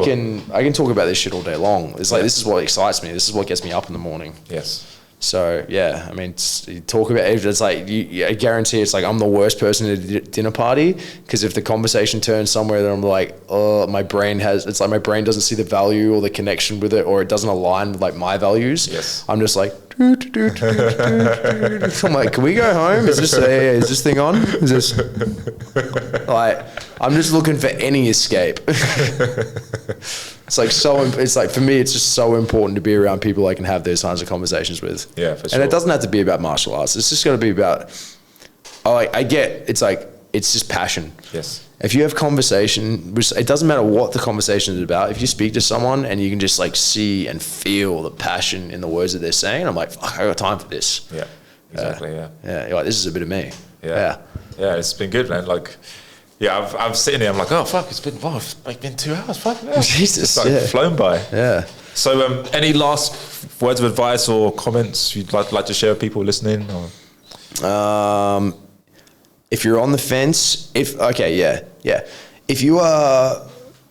you've seen martial arts and you've seen training and you're a little bit on the fence about maybe getting involved, maybe trying a class, just do it. Just jump in. Like, the water's warm. It's going to be uncomfortable the first time, and that's okay. And just know that it was uncomfortable for everyone the first time. And I can say from personal experience that after 21 years of being involved in this, you will not look back. Awesome. And I can say that for me, training martial arts, like I haven't started boxing yet. Like my schedule, I got to free up time in my schedule. Yeah. But like training martial arts has been like really life changing for me in terms of my self awareness. Yeah. Like you were saying about the benefits that come with it, like the character development, like the consistency that you have on Instagram is built from the years of like doing the reps. Yeah, all it is showing up. Like showing up consistently. Fucking 9/10 of life is just showing up. Like how simple is that? You just show up. Consistency. Yeah, because every master was a disaster. When you started, you were shit at boxing, and now you're great. I was terrible. I tried to. You wouldn't tell now, but I was shocking. Fucking didn't know how to stand. This. Oh man, I even look at myself. This is crazy. I even look at myself like 2 years ago, and I'm like, what the fuck is that guy doing? Ugh. What is that? Well, that looks terrible. And it's like the amount of growth and there's always room to grow. There's always room to get better. You're always going to be able to look back and be like, oh fuck, I made an improvement. Lifelong journey. Absolutely. And if anyone's in Bali, you can catch you at Soma Fight Club. Yeah. All Rituals Jiu-Jitsu, yeah. Have two homes, yeah. So by the time, when do you think you'll be back? Like, well, I had the goal. This is the only goal I had to let go of. Is I wanted to get my black belt by the time I was 30, because there was something silly that I wrote on my whiteboard, like when I first started Jiu-Jitsu. First started Jiu-Jitsu at 23, and I was just like, oh, I really want to be a dual black belt by the time I'm 30. And I'm like, I think I got 7 years, I can do it. And yeah, like I was getting close. Like I was getting close to my black belt in Jiu-Jitsu, and like that was a goal for me. I was like, I wanted to do it by the time I'm 30, which is September. Which at this stage, the goal is I'd like to get back on the mat by the time I'm 30. And I'm like, fuck the black belt. And like the belts are just a color. It's just like a silly thing I wrote down years ago. It's like, for me, just being involved in it is the most important thing. Like the black belt will be nice when it happens. I don't want it too soon. And it's like, I want it when I'm ready for it. And it's not my decision to make. And as long as I can be involved in the sport, I really don't care if it takes another 2 years, 3 years, 4 years, 5 years, whatever. I'll be there. I'll be on the mat. Yeah, exactly. Just be happy to be there. Exactly. Yeah. It's training for the enjoyment of it, right? Yeah, exactly. Rather than the attachment to the outcomes. Yeah, it's it. Sometimes we get too much like product focused on our goals. Yeah.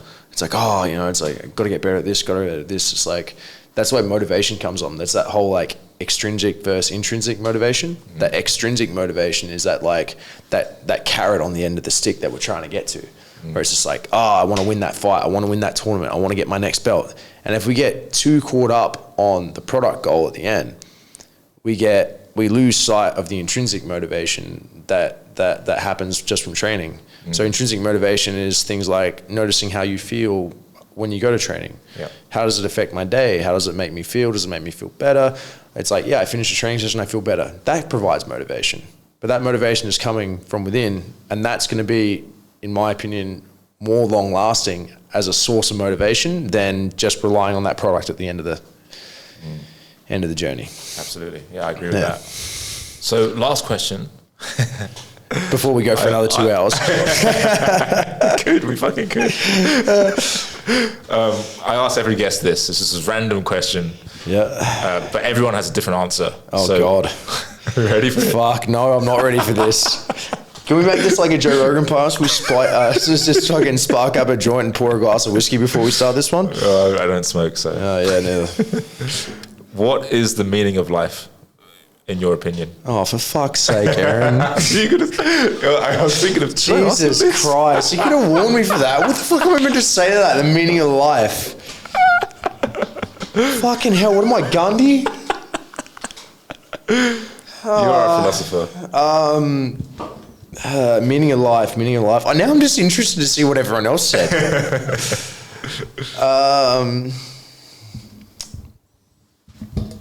Meaning of life. I'm going to say, I don't know. I just feel like I'm going to sound like a wanker no matter what I say. You know, it's like, man, I am not wise. I'm not even going to pretend I'm wise enough to answer this question. I am just going to say the meaning of life is to experience, it is to create, and it is to make your mark and do it your way. Awesome. I like that. That's all I got. Nice and simple. Yeah. Now I really want to see what other people said. Meaning of life is world peace, ending famine.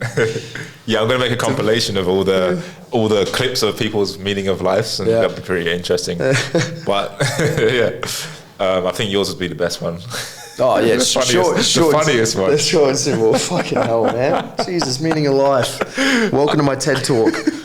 Oh. So guys, it's been Luke Howard. You can find him at Luke Howard MMA on Instagram, and check him out because he's got some really good content.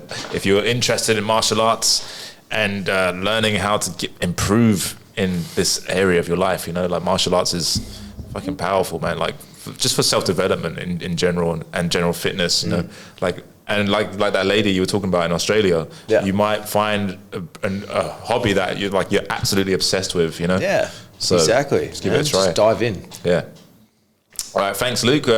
Cheers. I'll link you up in the description. Yeah. And it's been a pleasure, man. Thank you very much. It's been fun. Thank you for having me on. Yeah, cheers. See you guys in the next one. Cut.